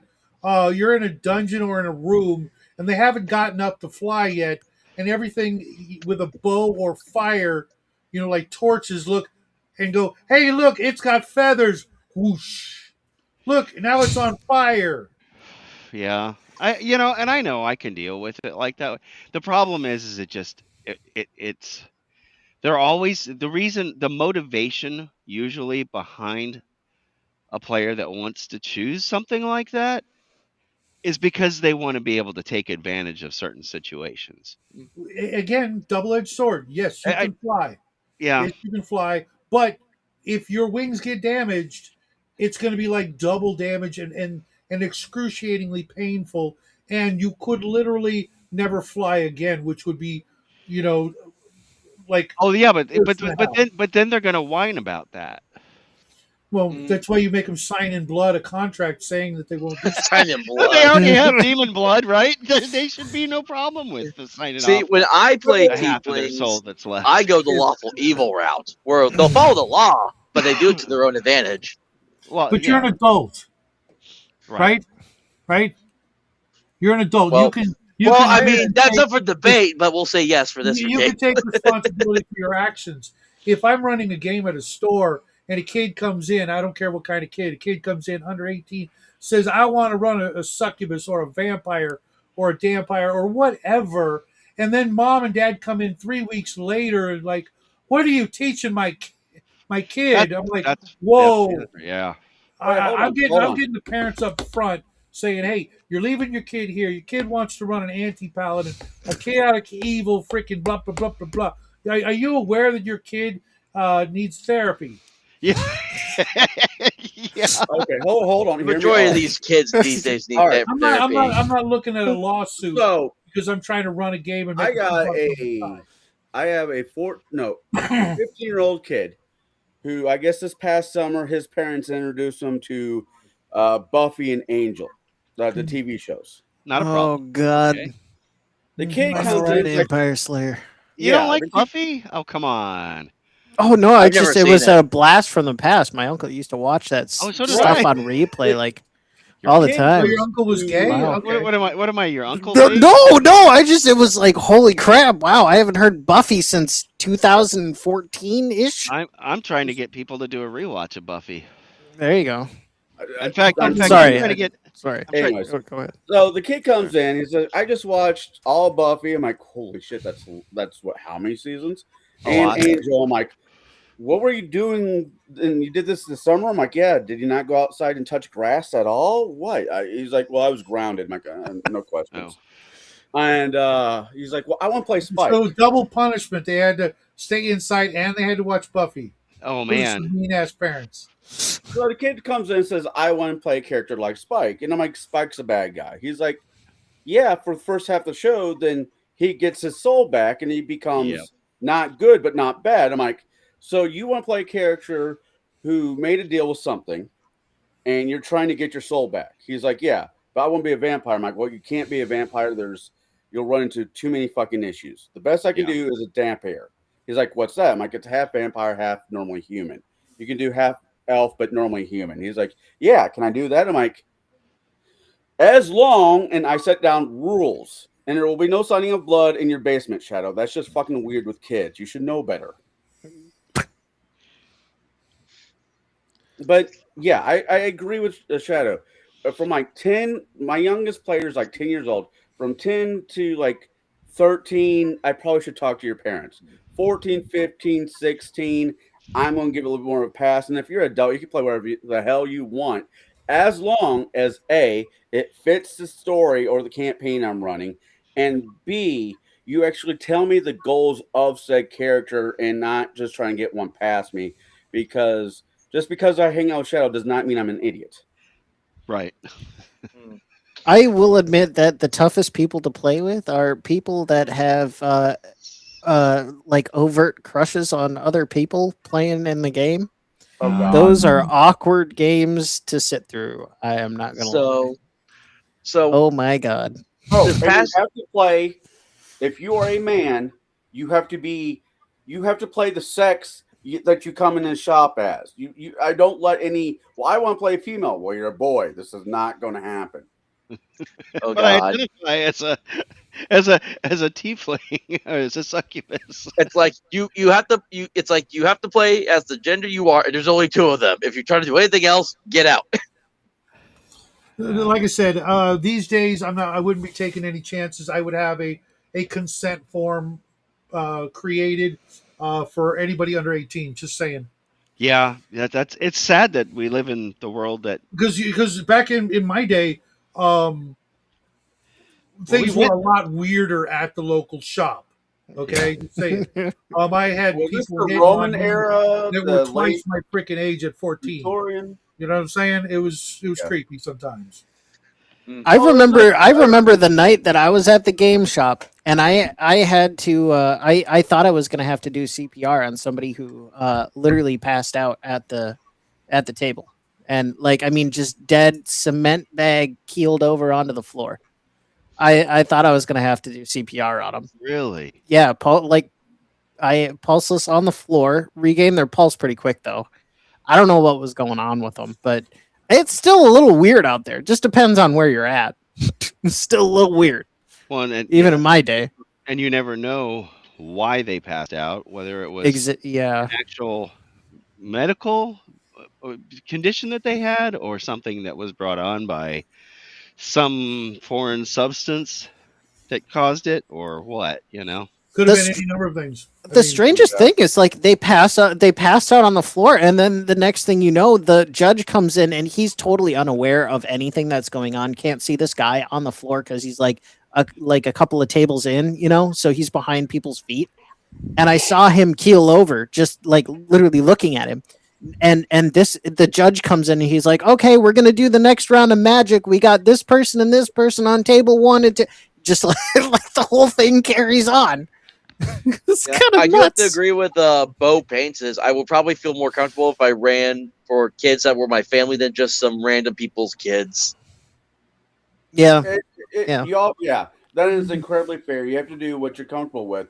I don't mind running at. I will not host kids that I don't know their parents at my house.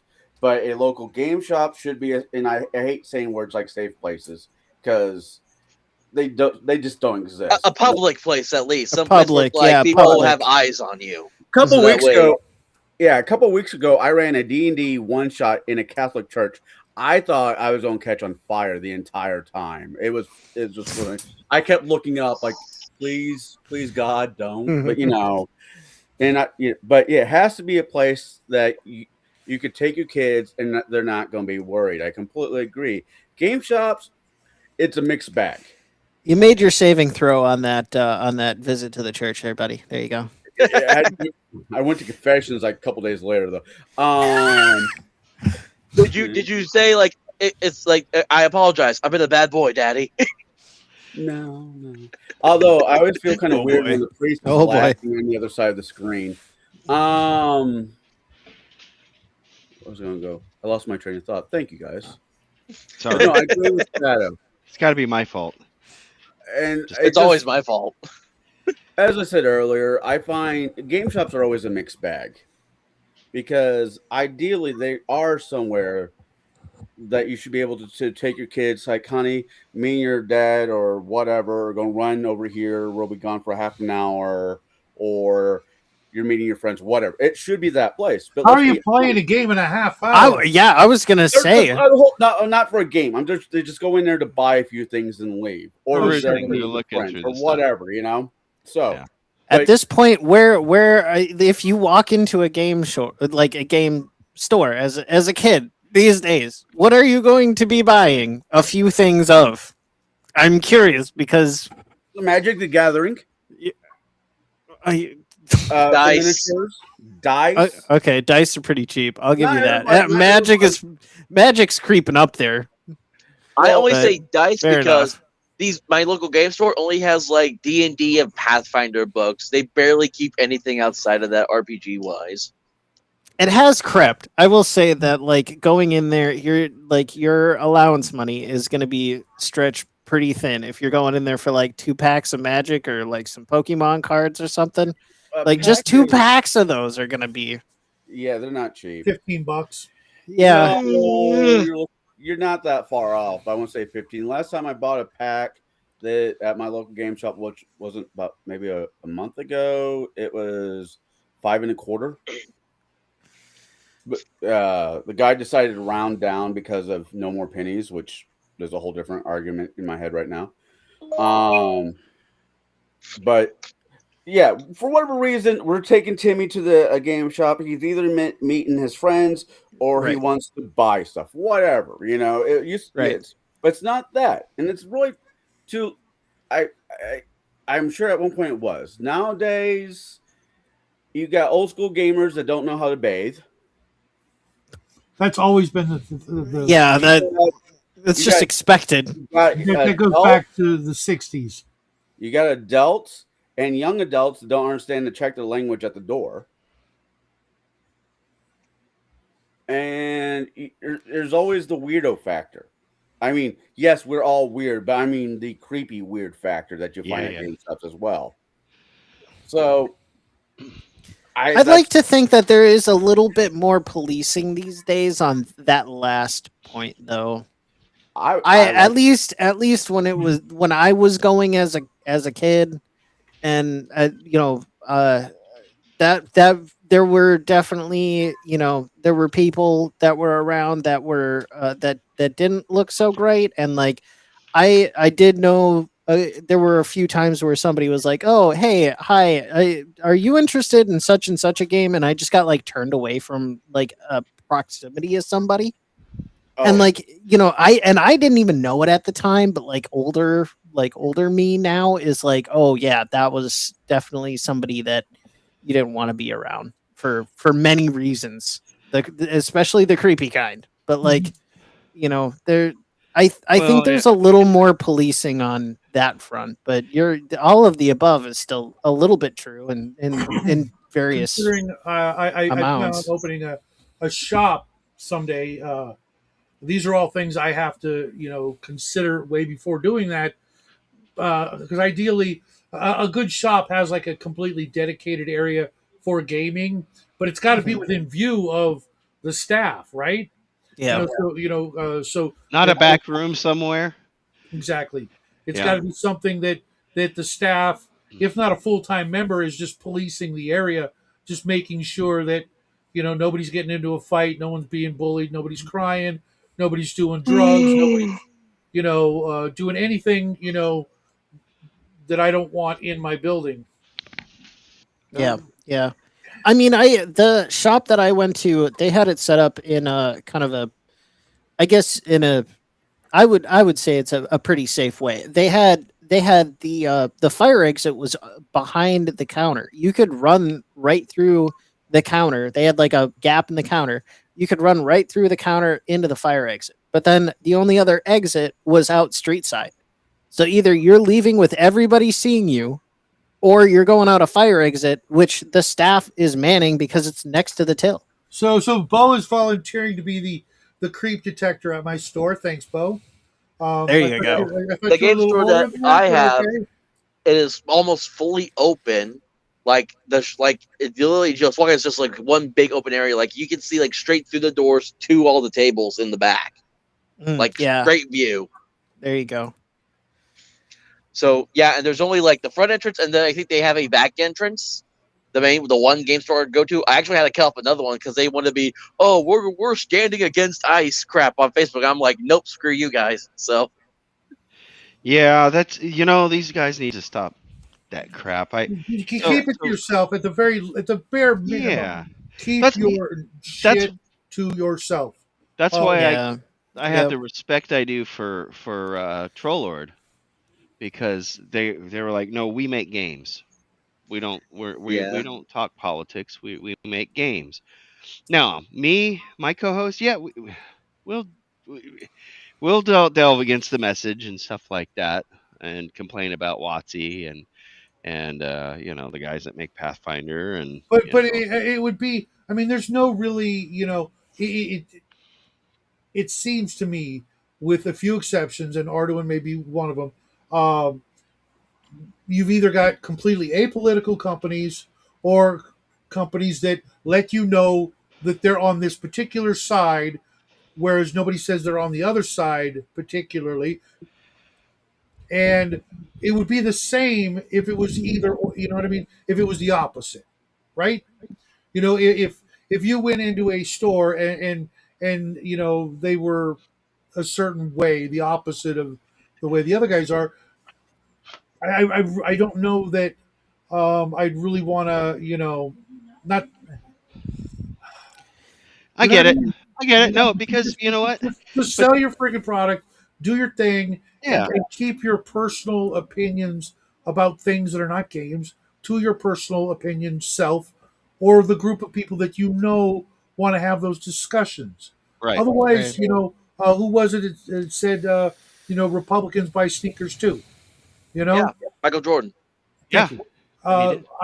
I don't want to know what you're doing except making a good quality product, And if I buy that Right. supposed good quality product, and I can literally tell within the first 10 pages of either what your message is besides this game, I don't want that game.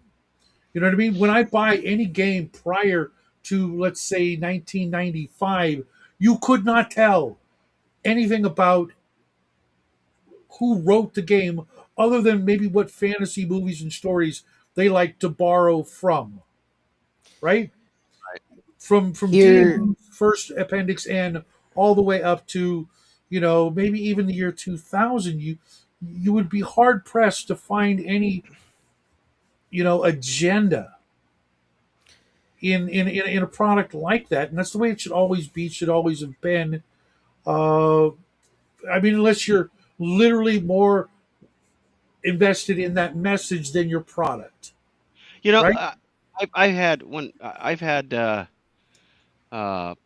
multiple guests on. When I invite them on, they're like, "Yeah, we don't want to talk any politics," and I'm like, "Nope, no problem. I don't want to talk any politics either." You know, Yeah. Yeah. that's yeah. I might opine on it when it's just me and somebody else or whatever, but as a general rule, yeah, I don't. I that's I don't Well, I want I mean, don't want I don't want my games full of politics and political messages. Yes. Less left wing, less right wing, more chicken wing. That's right. Keep Yeah. it neutral. You're making If me Okay. hungry, James. To be in here where I'm at, you know, in Minneapolis, it's tough to uh yeah, we right practice now. we practice like we come here to the church of nerddom. That's what is happening here right now. We're in the church of nerddom or whatever, whatever you want to call it. The this it Mhm. we're practicing a little bit of escapism, and that's healthy in doses, as we all do, and we all talk about, and we're just talking shop here, Mhm. and all of the things, and that's healthy and it's normal, and I think a lot of people do it in their various own ways. This is just how we choose to do it, but there's a time and a place for those discussions of politics and things, and they're just not here. That's this It's Well, not they literally, not the regardless space of the for it, message, you no, know. regardless of the message, they literally get in the way of talking about the freaking nerddom. Right, yeah, You know what I mean? yeah, for sure, It, for sure. I mean, we've only got so many minutes to be here. Literally, this is my segue into saying goodnight. We've only got so many minutes to hang out with each other, and if any, you guys know, I hang out with a lot of different people. A lot of people would be like, "You hang out with so and so," and I'm like, "Yeah, great gamer." You know, when we Yeah, hang out, we talk and have a great fucking time I talking yeah, I about the think game, playing the game, not worrying about what that person or what I'm doing when I'm not on camera. Most yeah. people don't worry about it, except my real friends who I talk to like all day long, through Discord or the phone or Oh, I whatever. know how things Connor, are why don't you now. ever call, you bastard? I'm going to tell What? mom on you. Um, You could tell mom. You could tell mom I've been busy. And where's my we're, flower? we're not really related. That's why it's funny. In case you guys were wondering, we're not really related. He's just my adopted little brother. Um, You could tell I'm and, her little and, you know, because I'm not going to ask you guys, most of you, what you're doing, who you voted for, any of that crap. Are you cool when you're hanging out with me? Are you cool? Um, are you fun to game with? Do you have cool ideas on mechanics or rules or similar, like when it came to the whole tiefling discussion? Okay, we all have our different opinions on that. Sure. Because I'm not gonna lie, when the Alu demon and the Cambion demon came out, I'm like, oh, these are going to be some fun NPCs. When the player characters find out that Joe Schmuckatelli is actually an Alu demon or a half succubus or some shit like that. Okay, would I let him play him? No, too much power, too much, too much discrimination, etc. Too many things that are just way off the beaten track of your normal like character. But like the drow.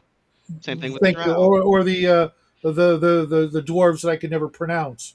The Um, The Grey Dwarfs? snurf. Thank you. Right. You know, I don't know. I'm we trying. can have these nerdy discussions about things that don't actually exist, right, Yes. right. that borderline on things, you know, but we're not letting it, cross that border into the real world. Thank God there Right.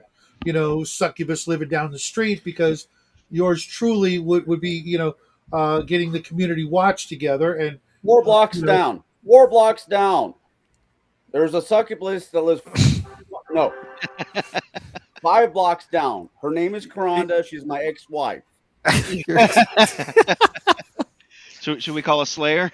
we are going to roll some dice this week. Yeah. Uh, Bo and Cal and Hunter and Yeah, because Coco our and Barrels Borderlands game is this upcoming week because it's every other yes, it's Thursday. the other Thursday. Uh, and I really hate the fact that that's the case. I would love for it to be every Thursday. I should, if my character dies, I should make a demon blooded character just to piss off Bo for the Perils of Borderlands game.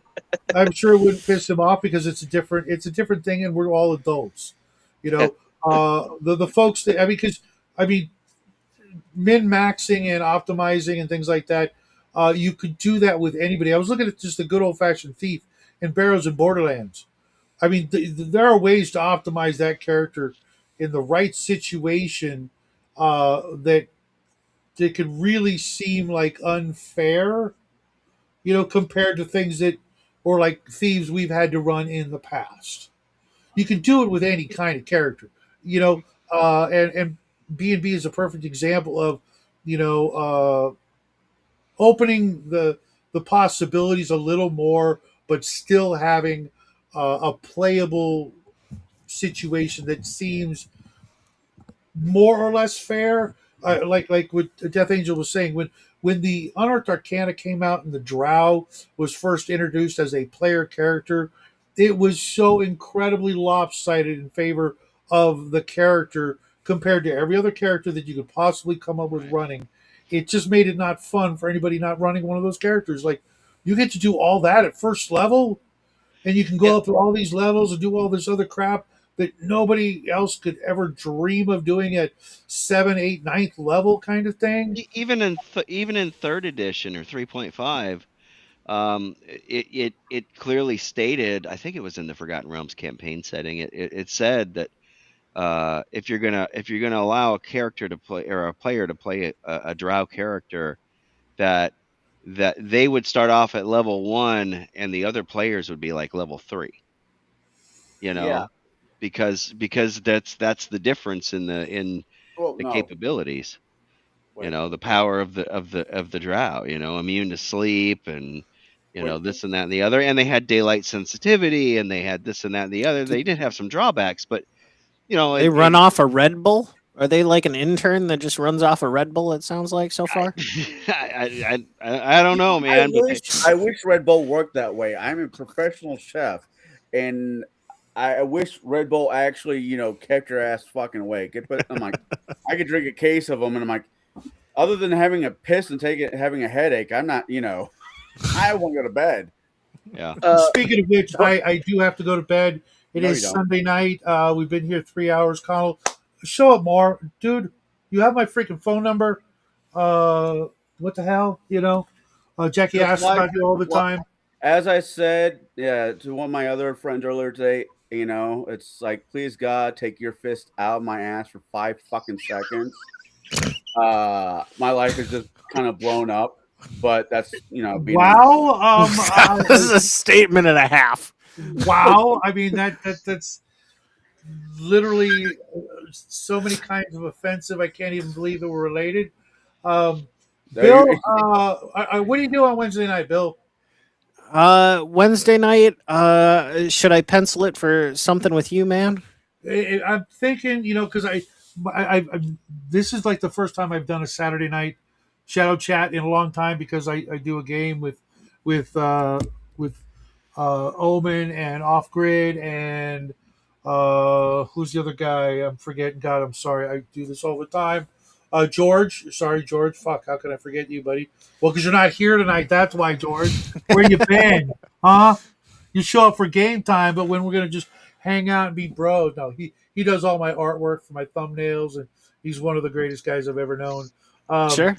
I might start doing some Wednesday night just BSs like this, just because I don't get to, and there's other reasons. It is normally my only night off, but I find myself even after when I'm trying to like hang out with the wife and the boy, they're like, "Oh, I got to do this and I got to do that," and I'm like, twiddling my thumbs trying to do the family thing. But welcome to maybe life, man. Death Angel, the invitation's open to you as well. Bo and Cal and I feel like I'm on Romper Room and Hunter and well, maybe not you, Connell. Hey, I'm about to say, shoot me. Let me know early in the day if you're going to do something on Wednesday, and I'll show up. And now you go fuck yourself. You can tell Mom I said so. Well, Uh, you you I'd you like to set see you set them up. I'll be there as long as I can paint. I'll come join you. Of course, if you can paint. Yeah, What absolutely. what time you planning on doing that on Wednesday? I don't know. I usually do stuff like this around 5 or 6 California time. So Uh, 8 or 9. Okay. California time. yeah. Mine are going to be doing the same thing. Bo, I get up at 6:30. Well, Wednesday nights is my Babylon 5 retrospective at 11. That's when I'm on the that's 11 Eastern, so that's 11, 10, 9, That's a 8 your show and a time. half. I still haven't got to be able to get. I can't get past the first fucking season. Oh, it gets really good once you get into season 2. I don't believe you because the first season sucked so fucking bad. I want to turn it off I midway. know Fucking through. blasphemer. Oh my Babylon 5 is god.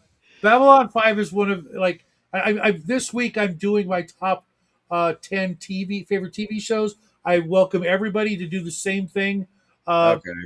To you never did your top 5. You never did your top 10 favorite. I can't do RPG. that one. Hold on. Here's why. I can't do that one because You've I only don't played know 3. in what order. It's not that I'm lazy and it's not that I don't have time. I've actually put some thought beyond it. I had notebook. I have a notebook. I was sitting writing my movies in. Do No, you it's know not what that RPG. is? Do you know What? what this is? I know Shadow does. Yeah, of Oh, course. it's the spaceship. It's the thing from Babylon 5. Yeah, I know enough about the show that don't trust. Don't play cards with the guy who has hair that looks like a fucking Chinese fan. I no Oh, no they have, you mean the guy we interviewed Wednesday before last? I thought he passed away. No, No. Peter Jurassic's one of the few still kicking. We just Oh. we He just was the he literally was we the, interviewed him we had him 2 hours on our show. It's on my literally he channel. was the coolest character in the whole damn show. He was probably him and Jakar. Mm. No, They God rest those his soul, Andreas Katsula. those two yeah, actors, Andreas. those two characters are mainly the main reason I've been dragging my fucking face across the broken glass that is that show's first season because I'm enjoying those two characters. Everybody else, I mean, the Russian chick is hot, but she's just a bitch. Ivanova? Yeah. Susan Ivanova. Yeah. Um yeah, you'll see. You'll see. Okay. Yeah, But no, she'll break your heart. So no. we do a retrospective every Wednesday night at 11, and that's on my buddy's Sci-Fi Snobs channel. He's from the Free Republic of Alberta. Or yeah, I'm like, well, I said I tease him all the time. He said, oh yeah, you guys are going to be the 51st or 52nd state, right? But All right. he's great. We We're need to actually let old man Shadow go to bed at some point. No, Right. no, this is fun. Let's keep them going. No, because I literally have to go. To the little GM's room. So You keep maybe little we'll do this DMs in your Wednesday, and we'll continue the discussion on why Babylon 5 was one of the best TV shows of all time.